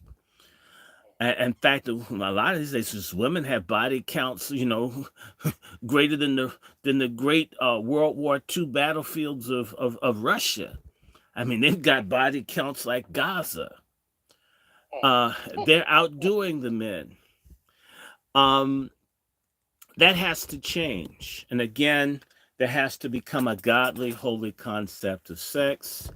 And in fact, the only difference between a lot of men and queers is, and a lot of them go both ways, is which hole they stick their pole in.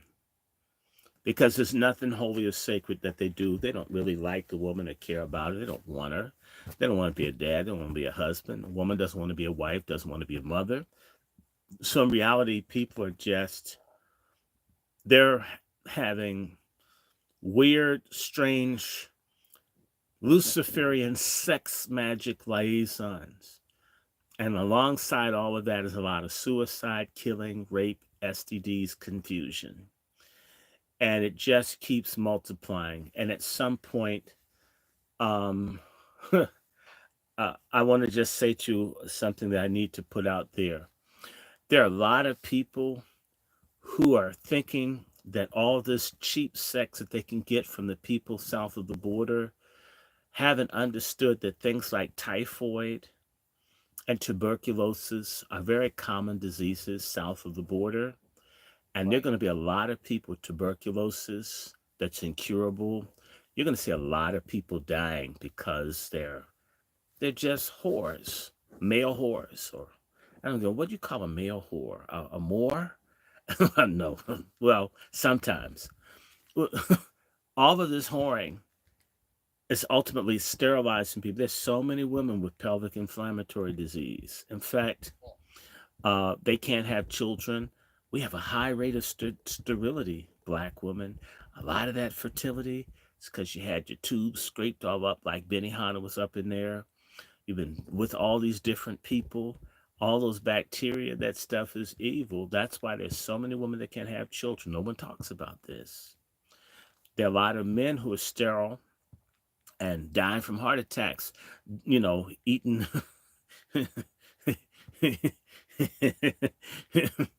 eating Viagra like it's pork and beans because you've watched so much porn, have been with so many people, and or you've got cardiovascular problems, all this prostate stuff, all of this crazy behavior is destroying people. And it's interesting, the LGBTQ community, because it offends them to hear public service announcements to be reminded of the diseases that they have. There used to be public information about STDs and so forth to alert people. But now, to make these people feel better, there's almost no public information about sexually transmitted diseases and infections.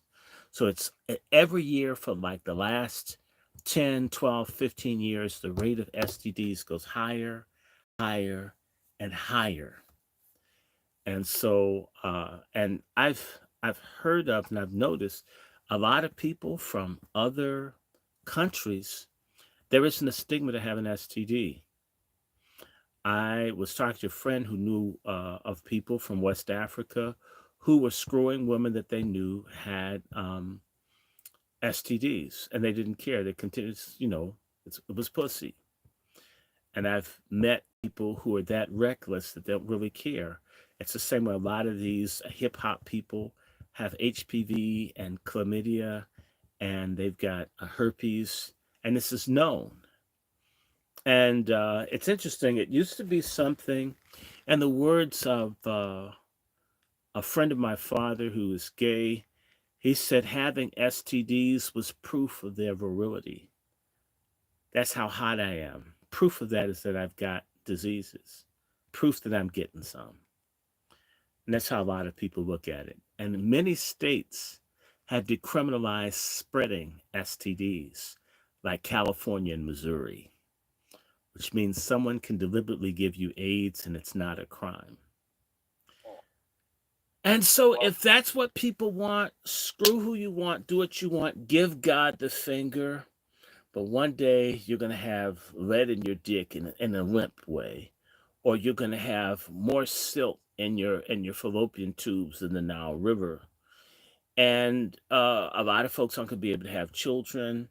And there are cancers and things linked to some of these STDs that you don't really hear that much about, like herpes. and hepatitis C, and there's hepatitis D. I think there's hepatitis F. There's so many of these things until, and you have to understand the pharmaceutical corporations, which are very powerful and they're linked to the oil people and the agricultural people, they're making so much money off of people having sexual diseases. They don't want you to be careful. So you getting infected is a profit center, a profit point for these corporations. All the while they're telling you that you're free, and they're telling you you have a right, and they're telling you it's your lifestyle, and they're telling you it's your pronouns, and in reality, they're getting paid. Now you're going to say something because I know you have to sign off on a few. Yeah, I was saying, first and foremost, tell them about the summits that we're going to Oh be yes, we getting. we we we look forward to having patriarch summits so we can work with patriarchs supporting each other. We're going to bring patriarchy back. The problem in Black America is the absence of fathers and fatherhood and manhood and solidarity. I really like Chef C, and it's not a gay thing. I really like Brother Robin, and it's not a gay thing. And I like Brother Juan, and I like Brother Quentin, and it's not a gay thing, but these are good brothers. We should be able to have a brotherhood where we give a damn about each other. And I don't need to haze you, and I don't need to watch you eat horse cum and kick and burn, put out cigarettes in you for a couple of weeks and haze you, and then say I love you because you drank pig piss and we kicked you, we beat you, and you put I love you. No, I can just like you and respect you because you're a brother. We've been through enough hazing just living in this country. We're gonna do that for us. And we're going to have a sister thing because we want to encourage wazihood, wiffery. So we're going to have a female auxiliary for women that want to be wives and want to work with men to create families. And please don't bring a trillion babies. You're not qualified. We're looking for viable people who have not been trying to drop babies like a fraud with tadpole eggs. Okay, we're tired of that. We're looking for people that have been classy, that want to come together and try to, on a micro level, begin to create chapters of people that are patriarchs and women that want to be supportive wives or friends or colleagues would think. And we don't want dudes that beat up and abuse women. We will crush your ass if you're a misogynist. We're going to destroy you. If you're a pedophile, we're going to get you. We don't want you. We don't want any freaks. We want normal people who are willing to even do criminal background checks and so forth, because we don't want you to meet anybody, female, anything through us. And it turns out that you're some kind of monster, or you think that the shanker on your dick is a tattoo. We don't want you. We want some legitimate, decent people, thinking, caring, compassionate folks who have some concept that there's a creator and there's an order and that women are to be loved and protected. It's not just what's in her dross, but it's what's in her mind and in her soul that counts. We need to get back to encouraging courtship, solidarity, love, and unity. And by the way, I want to say, sisters, if my words seem harsh to you, in the words of Dr. Martin Luther King, it when you hear criticism, it's because of deep love and a person feeling grief over the situation that they're confronted that makes one talk like one does. I go outside and see people twerking and I'm bewildered because I remember Black women from the 60s and 70s and 80s. And I look at this thing now and just say, what happened? I grew up with Leslie Uggams, Diana Ross, Dorothy Dandridge. I don't care how they're living privately, they're public projection. Cicely Tyson, the dignity and regality of Black women. When I was a boy, when I was very young, I was checking women out when I was 4 years old. I remember one of the first things I said to a woman named Charlene Davis, this beautiful chocolate skinned woman. I told her, I remember, this is one of the first things I ever said to a woman: "You're beautiful." And she still is. She's a gorgeous woman. The women were something to behold, going to church and everything, the hats. And then I look at this Glorilla, and I almost think it's a horrific, what happened to my dream of what I thought my sisters were. I wish I could undo all of this. Uh, bring bring back the woman that looks really nice. Bring back the Supremes, the 3 degrees. Bring back the glamour, the allure, the regality. And the same thing for men, with your asses exposed.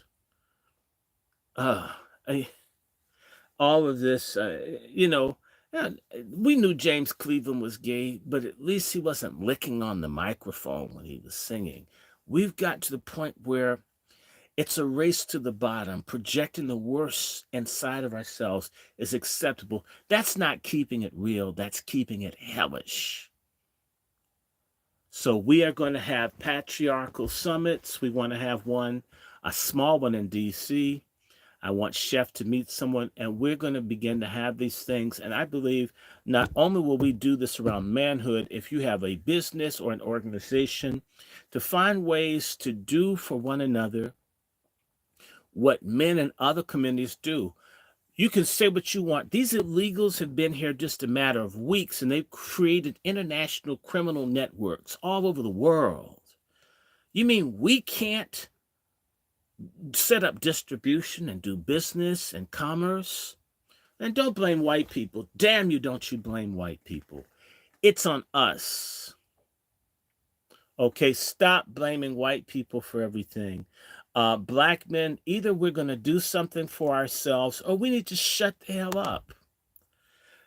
Racism is real. Racists are real. But you know what? Worrying about them, thinking about them, concentrating on them isn't going to decrease the bullets in their clips or their automatic weapons and all this stuff. It's not going to take any pages out of their Turner Diary books. Either we're going to have something for ourselves or we're not. And that's what we're trying to do. And it isn't about fighting nobody else. I don't hate anybody else. Now, I was talking to a friend of mine who I guess you'd call a white female, but you know what? We have common ancestors. I've known this woman for a couple of years. Not that that means, but they're a decent person.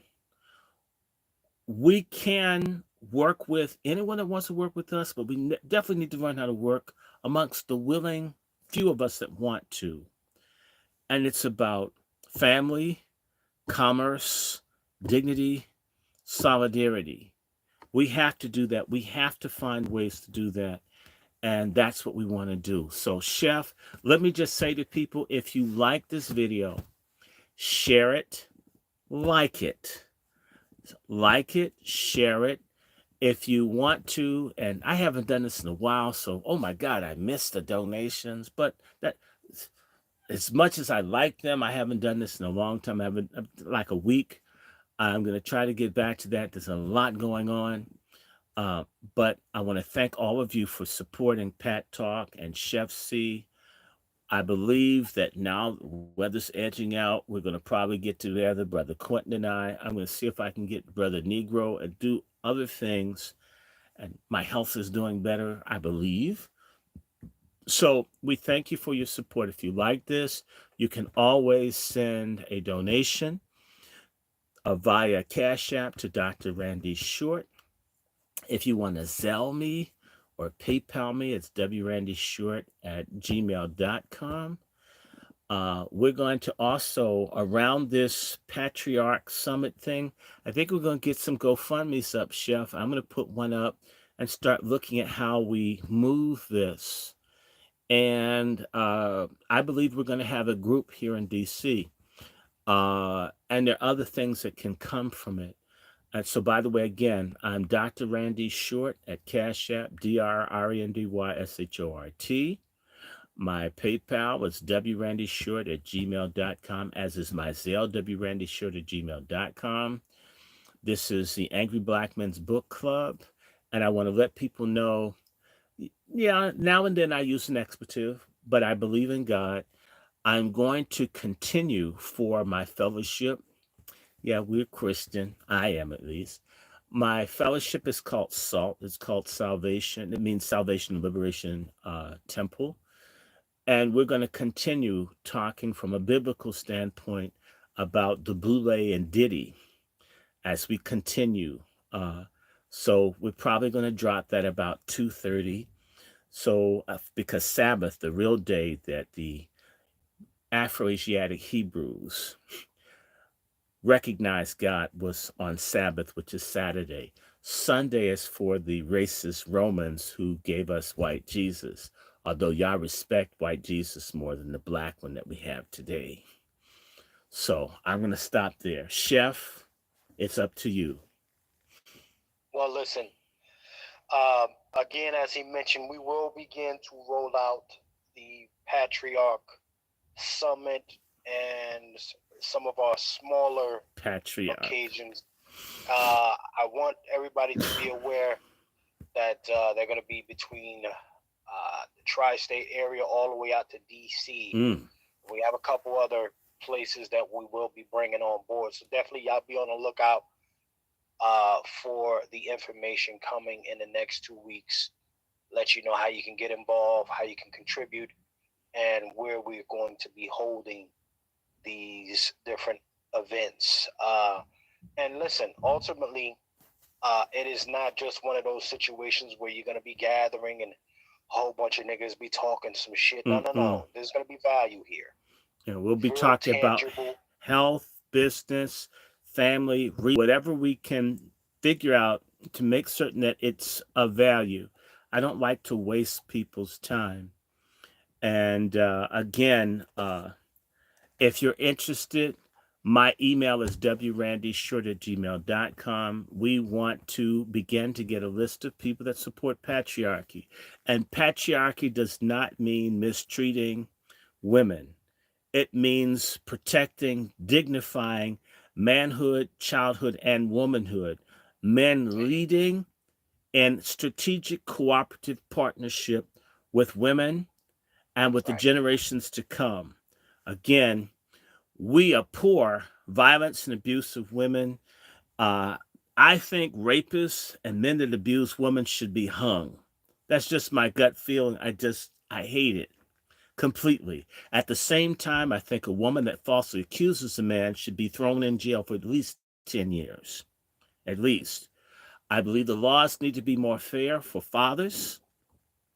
I believe that a man that puts his hand on a woman, unless she's thrown the first punch, and even if he's done that, a real man knows how to get the hell away from a crazy woman. We want things right. I don't want a situation like The Color Purple. I hate the movie.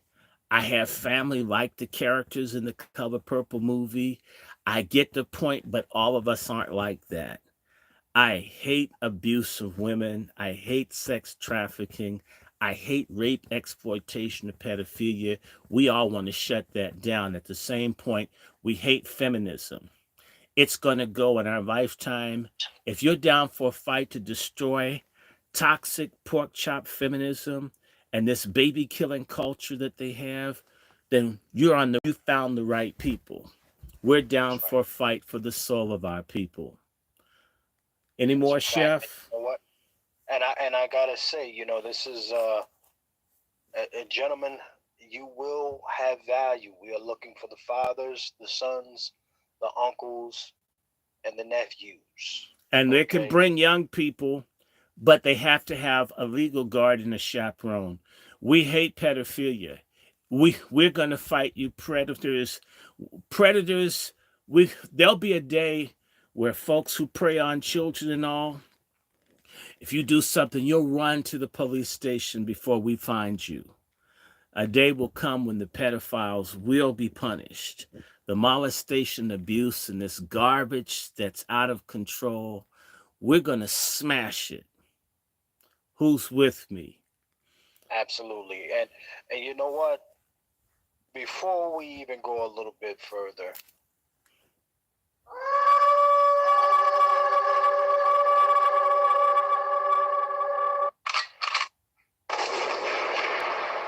Brother Lone Wolf Juan J. Johnson has just checked in to the community kitchen, ladies and gentlemen. Brother Lone Wolf. Yes, sir. Yes, sir. What's the word, Brother Juan J. Johnson?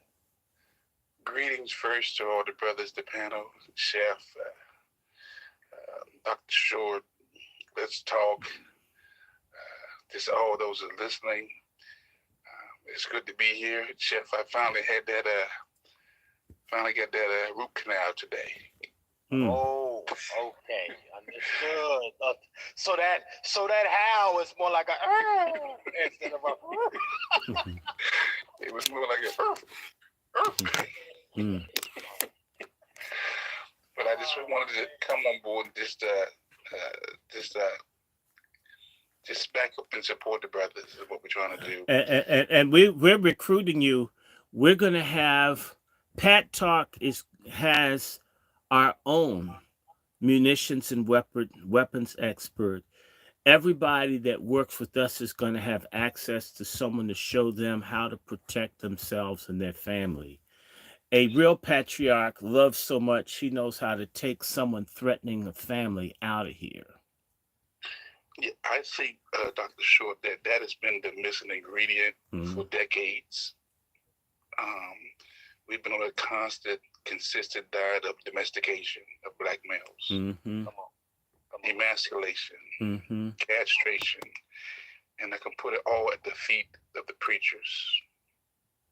I mean, they're so crazy, they're so weak that even Jesus told them, I'm about to leave you guys, and I need you guys to get a purge, to script, and get you a sword. They really talk about that scripture, the sword. But it's a new day. And I'm encouraging everybody on the sound of my voice to get you a sword, which is a 21st century Glock, Smith & Wesson, 38 Special, assault rifle, shotgun, and thousands of ammunition. Because we just can't keep having these conversations, these beatings and greetings, and we're retreating to advance the cause. Again, history, as Malcolm said, history is best reported to those who research, and we've did the research, and the results are in. We got too many weak males out here. So I'm pushing this thing. I'm pushing this gun piece because at the end of the day, if I can get you to have a basic understanding of the firearm, how to defend yourself, how to defend your family, how to defend your friends, how to defend your community, how to defend your city, and possibly defend this nation, because when they come, because they're going to come, they're not going to ask you, are you with us? They're going to say, there's one. There's one. Come on. So again, I salute you, Dr. Short, and all the brothers on board, and the sisters that I know what time it is. And I'm looking forward to training, and they're raising you two folks who can even teach you better than me. But I just want to just give you an intro. I want to get you with your palates. And we've got trainers on both coasts, East and West Coast. That's true. So we have trainers on both coasts. And not just that, we've got people that do farming and growing. We're looking to network and bring people together to do the practical. We're even looking at everything from working with people to learn about what's called it's called health sharing, where ways to get access to at least some degree of medical care that is less than what people might otherwise get. Secondary, we're looking at practical ways that we can help people as well as networking folks. And the hope is ultimately to form a network where we have a doctor, a lawyer, a CPA, and we have these by communities that you could find people. When you have a problem, you can pick up a phone. And a firearm instructor too. Firearm instructors, you have all of it. And if you're spiritual, we can make certain that you don't have nigger preachers that just want to steal your money.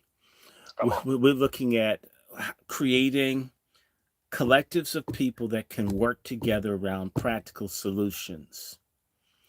If a person wants to establish a business or wants to find a way to get a grant or needs to get a tax done or learn how to do taxes or want to do this, we're trying to figure out how to bring a collective of people together that do what everybody else has done. The greatest crime of our traitor black elite, and you cannot blame white people, it's traitor black people that have allowed us to be like this. They don't want to compete with their own. The same way the bigoted people don't want to compete with us.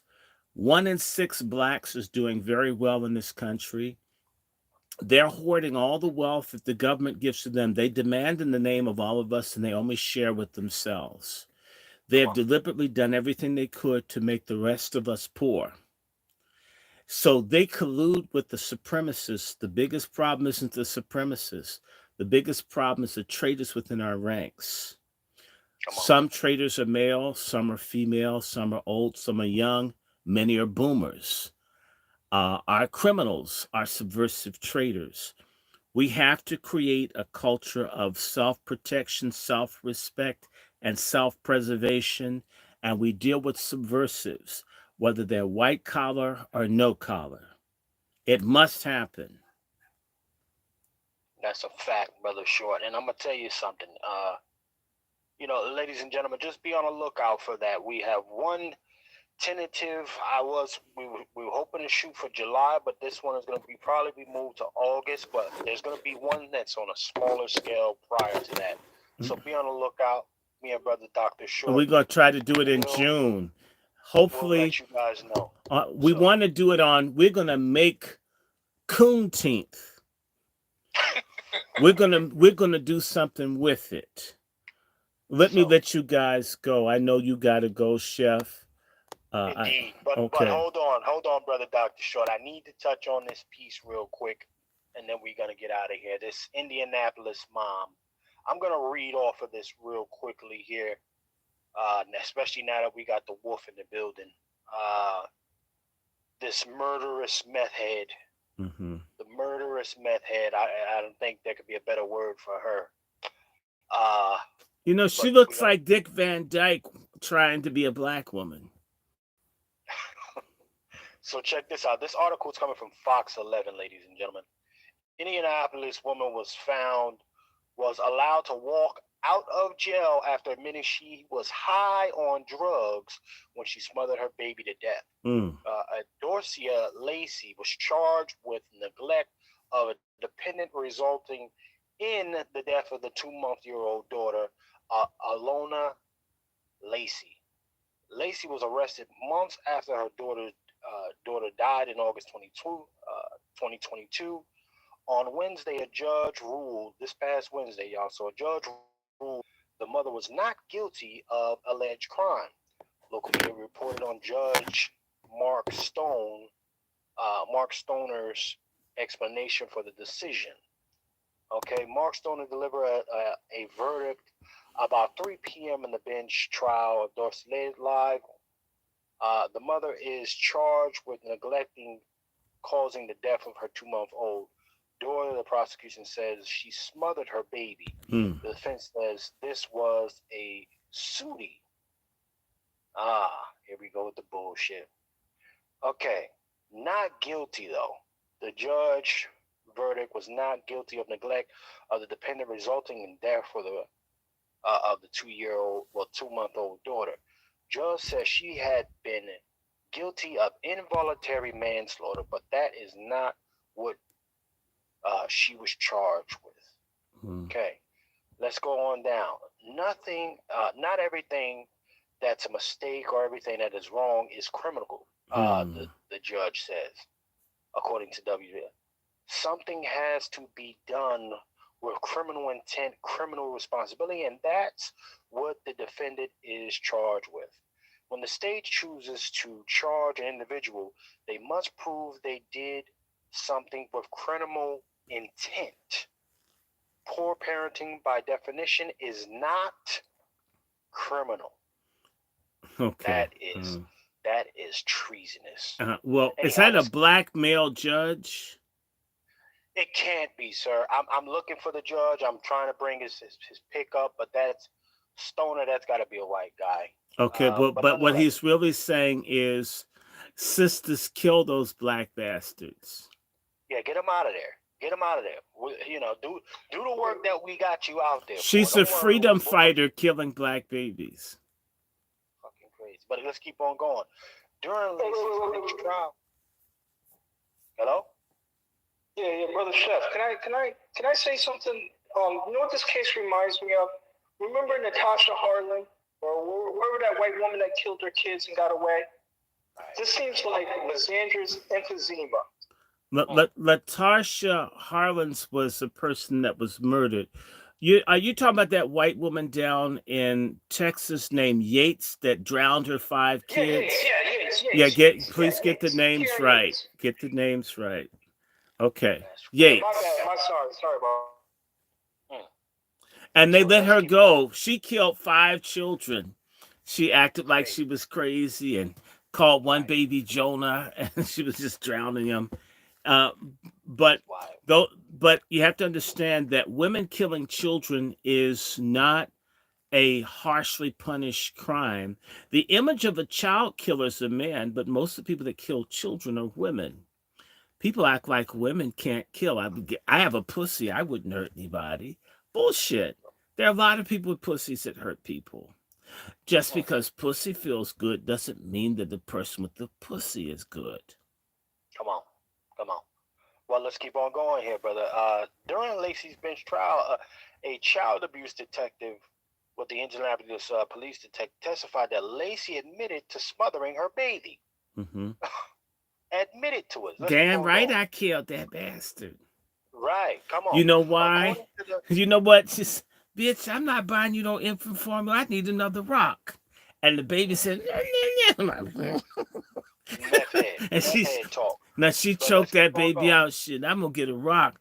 I mean, you know what? I need some Enfamil too, and my pussy's gonna give me mine. And it's not in the can, and I'm you're not gonna stop me, bitch. I'll choke you out. They kill a child just as sure as they would drink a Diet Coke. Is it a black male child? That's what I want. No, it's a black female child. But you know what?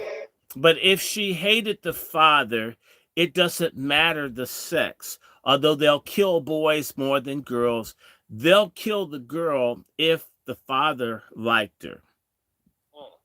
Okay, so there's a whole bunch of, but again, we have to stop, and this has to stop in black culture. Think, if you have a vagina, you're a good person. You may have a good vagina, but you're not a good person. Just because you're greasy doesn't mean you're easy. Come on. Listen, according to WTHR,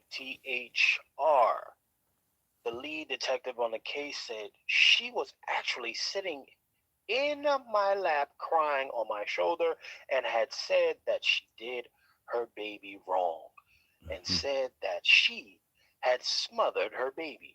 Basically, she said that she was high and she was tired and Alonely had been crying. Ultimately, she ended up picking up Alonely and facing her toward the crease in the couch. So if you have the back of the couch and then the seating area, she placed her face toward the crease. She wasn't high. She was conscious of what she was doing. The high is the alibi. She's a murderer. She's a cold-blooded baby killer. And let me keep on going. there are a lot Let of me keep them. on Go going. ahead, keep going. A toxicology report proved Lacey was high on methamphetamine the day Alani died. The baby's cause of death was undetermined, according to an autopsy report. Court documents filed in Marion County indicated the court also terminated 4 no contact orders that were filed against Lacey. So this brings in our brother Lone Wolf. You know, bullshit investigation. Okay, and not even an investigation. This is just a pure cover up. This is one other black looking baby out the way. That's one less little nigga child we got to worry about. That's the energy I'm getting from here, brother. What are you hearing from this, brother Lone Wolf? Because that's what I'm getting. So from the legal perspective, there's 2 types of intents. You got general intent and you got specific intent. And it all determines on what the charging documents of the attorneys.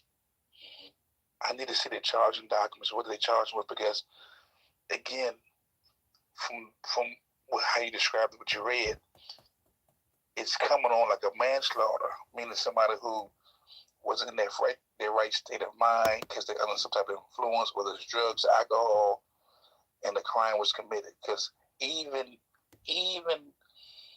let me say this thing right. Again, I need to find out what was the charging document. What do they charge her with? Because if the prosecutor don't bring the right charging documents, then your case is done. Right. If they went for the murder piece in lieu of the manslaughter piece, because if murder's on the table, not manslaughter, you got to prove murder. Normally the murders are very, very specific. Like a manslaughter is very general. You know, a person get into a car, they leave a club, they drunk and they have an accident and somebody gets killed. That's not specific. That's general. Okay. You know, so from the legal aspect of it, I can see possibly why they did what they did. But she got to live with that because, again, it's probably not the first time she's been in that situation. It's probably not the first baby she killed. Yeah. You know, these people kill, and killing children is okay. In fact, they probably were able to sell the organs out of that baby. That's probably the deal. Well, you know, if you sign over organs, the judge will go light on you.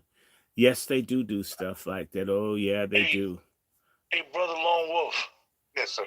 The issue that when I did some research on the article on this case, and you know, because of how it's done with that charging document, and even the judge said it in his decision, she was charged with manslaughter. She actually should have been charged with involuntary manslaughter with diminished capacity because she was under the influence when she committed this crime. So they believe. Now the prosecutor. Hold it. She used drugs that day, but they can't prove the exact time she was high that day when the baby was killed. Maybe the prosecutor messed this case up. She probably got high to celebrate after she killed the baby. And with those prior incidences, it really would have been a slam dunk case for involuntary manslaughter. But because the prosecutor, and this is what they do, they overcharged her with manslaughter, knowing that manslaughter and murder is very strict and it's a very fine line. Knowing that the judge is there it was a trial by judge. So based on the evidence in the charge, it did not fit the criteria for that specific charge. And that comes from the prosecutor being inept. Yep. if the prosecutor was smart before they even got the indictment, what they would have done and what they do to a lot of us when we get in these situations is they overcharge us. Yeah. Oh, it sounds like what they did with the Freddie Gray thing in Baltimore. The little Exactly. the little high yellow black prosecutor that wanted to get the Exactly. police off for killing him. Exactly. And they do that, Dr. Short, and everybody in the chat and everybody on the panel. It's a tactic that prosecutors use where it's a statement. You can indict a ham sandwich. Right, but they know you'll get an indictment, but they ain't really trying to get a conviction. Was the prosecutor a black woman? That I don't know offhand. Because if they didn't make a statement, Dr. Short, they didn't make a statement after she was found not guilty. Okay, then maybe it was a pork chop feminist that wanted to show solidarity with baby killing. You guys need to understand. I'm gonna say this out here. Do you know there are a lot of women that think that because they see being a mother as giving them the right to give life or to kill. They have a right to kill babies because they bore them, as if the child is a chattel or property. These same women complain about men seeing women as property, but these women themselves, where they have power, see children as property, and that they have the right to kill that child because it's theirs. It's interesting, all this preaching about how men are and patriarchy and how men don't do this and men don't. The women are no damn different. It's a human thing. It's a right and wrong thing. It's a power thing. And these women feel they have the right to kill. They have the right to kill the baby in their womb. They have the right to kill the baby afterwards. And let us just remember, there was a big movement right up in New York for even after a baby is born, if the mother wants the baby killed, they will kill the baby for the mother. They were fighting to do that. All the women say kill the baby, even if the father can't say anything. And they are playing on the way that they've gotten women to cheapen the value of life of children. And what these ladies don't realize is once you destroy the whole concept of women being folks who bear and bring children into the world, and once you make it seem as if men can have babies and women can have babies, then you take away the sense that women need to be protected. And therefore you open women up to getting the worst treatment from men that prey on women who typically, to some degree, women have been protected from men by men. You give women all these immunities and things that seem like freedoms, and you open it up for the men that hate women to ride terror and hell on women. And the women are cutting their own throats with this stupid Luciferian feminism. Well, you know what? Listen, man, I definitely deemed it necessary to touch on this. I mean, I'm just not hearing enough outrage from the sisterhood about You're this not, one. because women have the right to kill children. I don't want to have his effing baby. Baby, it's my life. It's, as a woman told me, a baby was like an ingrown toenail or like a polyp, or like a cancer. And I will just say this to you, and ladies, I don't care how you take it. There's something really wrong with American women that they have to see a baby on an ultrasound to believe it's real. So you're vomiting and you've got this big thing, and a woman's still thinking about killing a baby, and then when they see the baby in the ultrasound, oh, it's a baby. Have you ever talked to people about abortion clinics and the women, after they've had the abortion, the baby comes out, oh, it's a baby. And I'm thinking, damn, what did you think it was? A hamster? What do you think that was? A bowel movement or a beer belly? There's been such a disconnect between sex and procreation until these women don't really think it's a child unless they see it moving around, which is why in a lot of places they don't want to have ultrasound machines, because if women see the baby, they may not want to kill it. So you try to tell the women that it's not a baby. That's why they use the term fetus. And fetus is Latin for baby.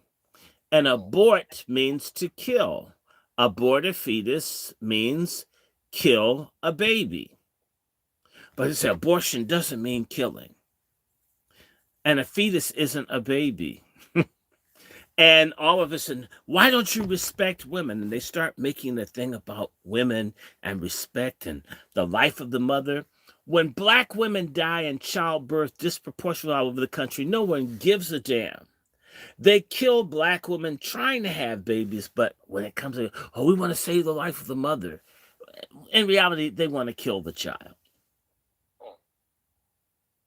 Let's just do it. In particular, killing Black babies has always been a big thing in this country, going all the way back to the Constitutional Convention where they agreed we didn't want this country to be too Black, that they would stop importing people from Africa in 1808. That's been 216 years. They've not wanted there to be too many Black people in this country. And it's been 108 years since Margaret Sanger started the American Birth Control League. And it has been 84 years since she started the Negro Project to wipe out Black people. With the support of Black Greek letter organizations, Black churches, and others to kill off Black people as human weeds. There is an agreement between the successful elite Black people and the killing of Black children. Well, listen, sir, really quickly, gentlemen. I got one last clip, and then we're going to get ready to get up out of here. But you know what? It's interesting you say you bring up Margaret Sanger, sir. And, you know, they got a female that's running around here by the name of Megan Thee Stallion. Well, what about Kamala Harris, the abortion queen? She can't do shit at the border, but she's out everywhere pushing baby killing. These are all Emily List graduates right there that you're speaking of. These are all Emily List women. Mm-hmm. Mm-hmm. Well, check this out, gentlemen. Let's play the clip. This is the Planned Parenthood Gala. So, yeah, let's check it out. We need to create communities where women can receive sexual and reproductive health care with the love, respect, and compassion that they deserve. I promise to continue to do my part and use my platform to break down barriers and empower women all around the world. So, yeah,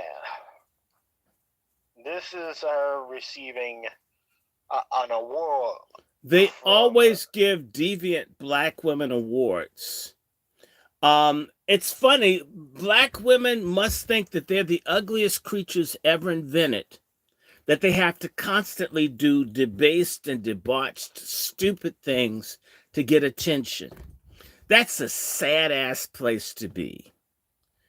If you wonder why certain Black men prefer women in other groups, sisters, there are a lot of sick Black women that don't have any dignity, no integrity. They're so starved for attention and affirmation, need to be praised and worshiped all the time. And there's never enough because in reality, they feel ugly no matter how much weave they use, no matter how big the eyelashes, no matter how big the butt lifts, no matter how much people worship and tell them how great. It never makes them feel good because deep down inside, they feel like they're Black, ugly, and unwanted. And I'm going to tell you, the only thing that brings contentment is a relationship with God. And for all of these liars that say women are more spiritual because they can be more emotional when they're in their place called a church, it's crap. Because those same religious women are screwing all the men in prison, all the gangsters, making babies more wicked than themselves and the fathers. To me, if there was some holiness among women, there'd be outrage to all the babies being killed. In particular, Black American women should be in the forefront speaking out against eugenics and the sterilization and the destruction. They sterilized Black women in prison. There was no advocacy whatsoever from any of the Black women organizations in the country. There was no advocacy around protecting pregnant women in prison having children. It did not come from Black women's organizations. Black women's organizations exist to help kill black people and to help selfish, elitist society bitches be the center of attention while they do nothing for the people. That's what they exist for. Tell the hoes to prove me wrong. Show me a school district where black kids learn. Show me an area where there's prenatal care equitably distributed to black women. Show me where there's success in fighting drug abuse and addiction. Show me all these goddamn loudmouth black women organizations, and not a goddamn bit of change in the last 60 years. Says it's about people showing up in galas, you little nasty society bitches. They go to a big rich white motel, and all the money is spent lavished on each other. They're not helping the poor black women. They're not fighting for increased wages for black women in the low-paying jobs or health access. They're out there trying to grab for themselves. It's a goddamn disgrace. Remember when Maxine Waters was confronted by black homeless people and she told them to go home when they didn't have homes? But you know what? These illegals that have come to California, Maxine Waters and them have helped find housing for the illegals. This is what black women organizations only push: the destruction of black poor and marginal people, and the aggrandizement of black celebrities and elites. It does nothing for the grassroots black women. It does nothing. Black women are raped in prisons all over this country.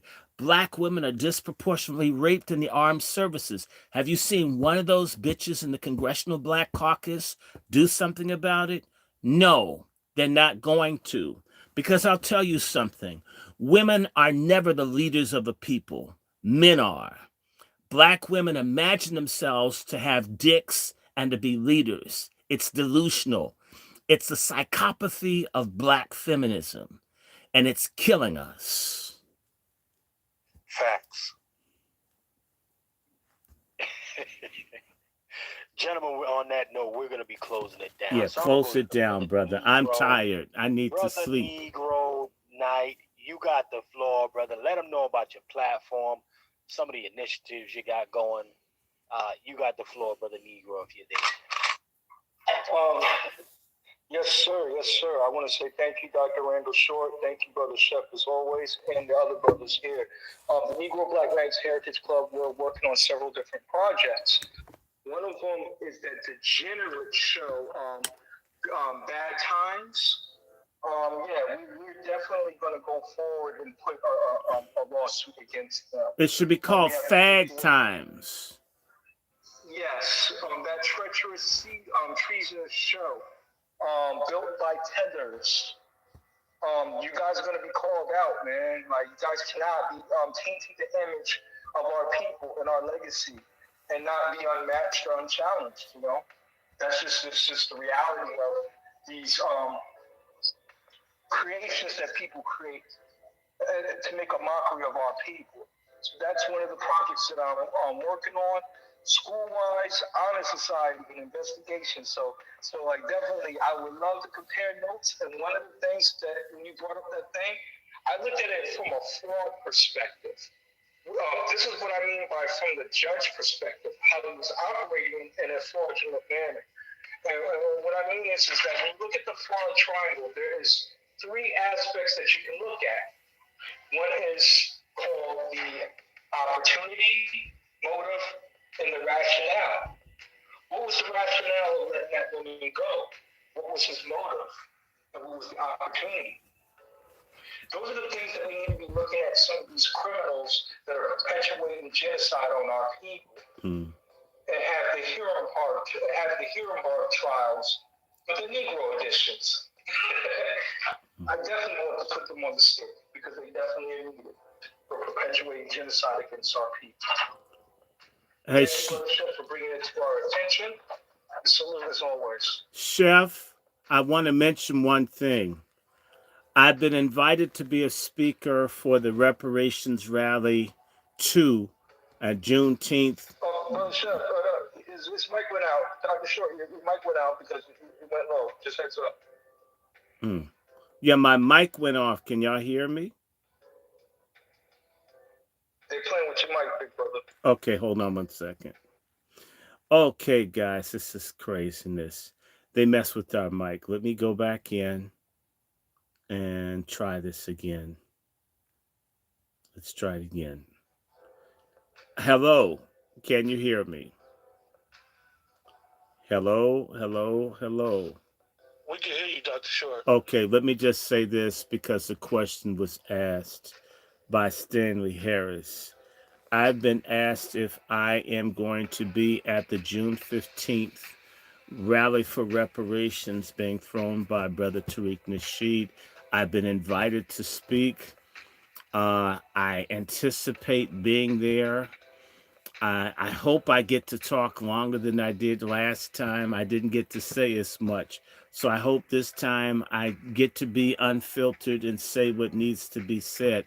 So thus far, I am willing to go. I will confirm this week with Tariq Nasheed about me being there.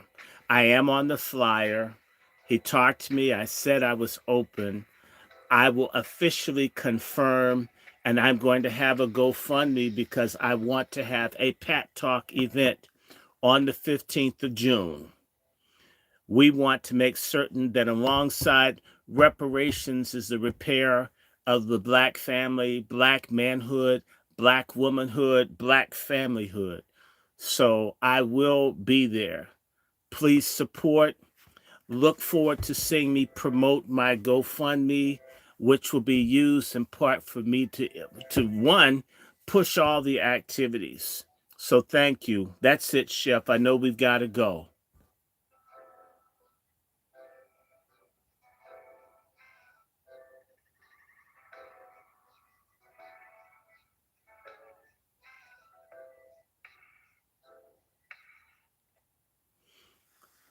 So I'm out of that. So I will try to be there.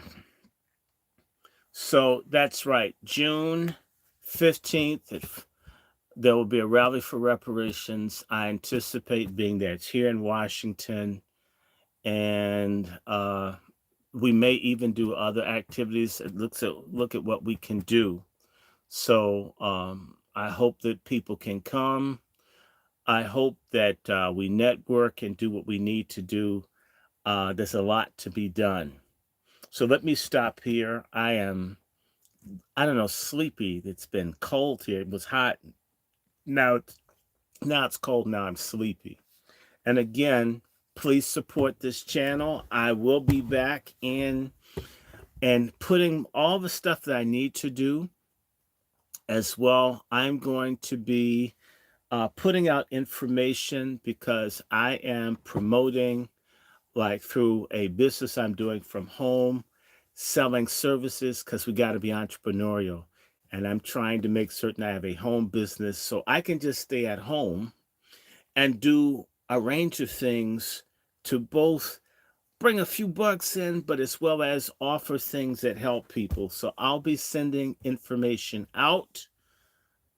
Thank you. Much love to everybody. You always know how to dash me. I love the support, everything that people can do. You know, I have a GoFundMe, which is DrRandyShort. Actually, not a GoFundMe, but a Patreon, which is DrRandyShort. I have, of course, Cash App, which is Dr. Randy Short. And I have, again, PayPal and Zelle, which is wrandyshort@gmail.com. And if you ever want to reach me, you may email me. I've got to work on a way to be more interactive. We've been thinking about this so we can communicate as we do a live. I have to work on that. Anybody that's super tech savvy, definitely input. There are things that I need to do to improve this. I know I'm not a tech person. All right, let me let you guys go. It's been a long night for some of us. And I hope to God that health and everything is optimal so we can go back to what I miss with your books. I mean, I've been getting them, going through them. So God bless you. Shalom to all of you that celebrate Sabbath. Again, I want to remind you about 2:30 Eastern Standard Time. We'll be doing Salt Ministry. I'm going to continue my series, and I'll be talking about basically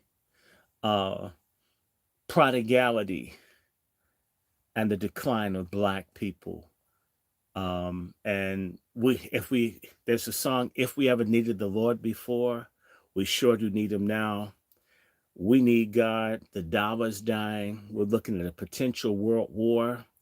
We absolutely, absolutely, absolutely, absolutely need prayer, God, all of that, because we in trouble.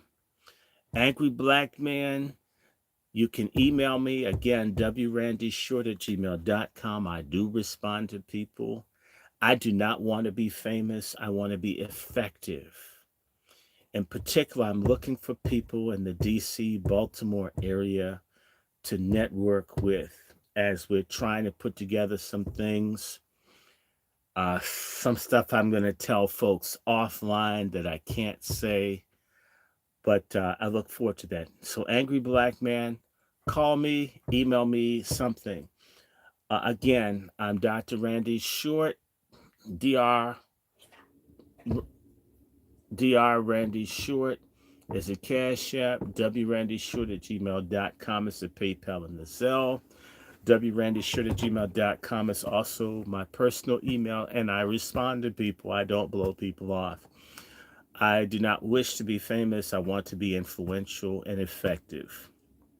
If I get famous, which is weird, I like fortune. Fame is very frightening to me. God bless. And Judah, I know who you are. Just write me. Just write me. Pray for Black America's salvation. We're in damn trouble. And this just can't be blamed on white people. We've got to clean this damn mess up we've got. And the time is very limited.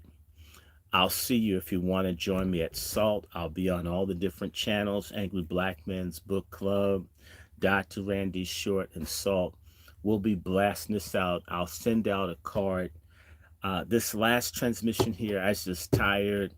My mom wasn't feeling well, so I didn't get around to letting you know about this, but I'll try to get this thing in order. Please pardon me. I thank you for your prayers. I was sick as a dog. Stay away from places where lots of people have been vaxxed. They shed and they make you sick. May the Lord bless and keep you, and may his face shine upon you and give you peace. I'm out of here. I'm gone, guys.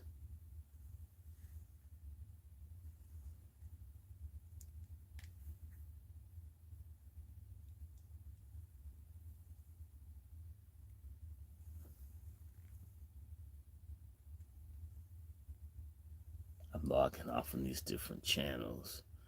But just to keep them from like lying about the numbers, I just keep I keep a record of it.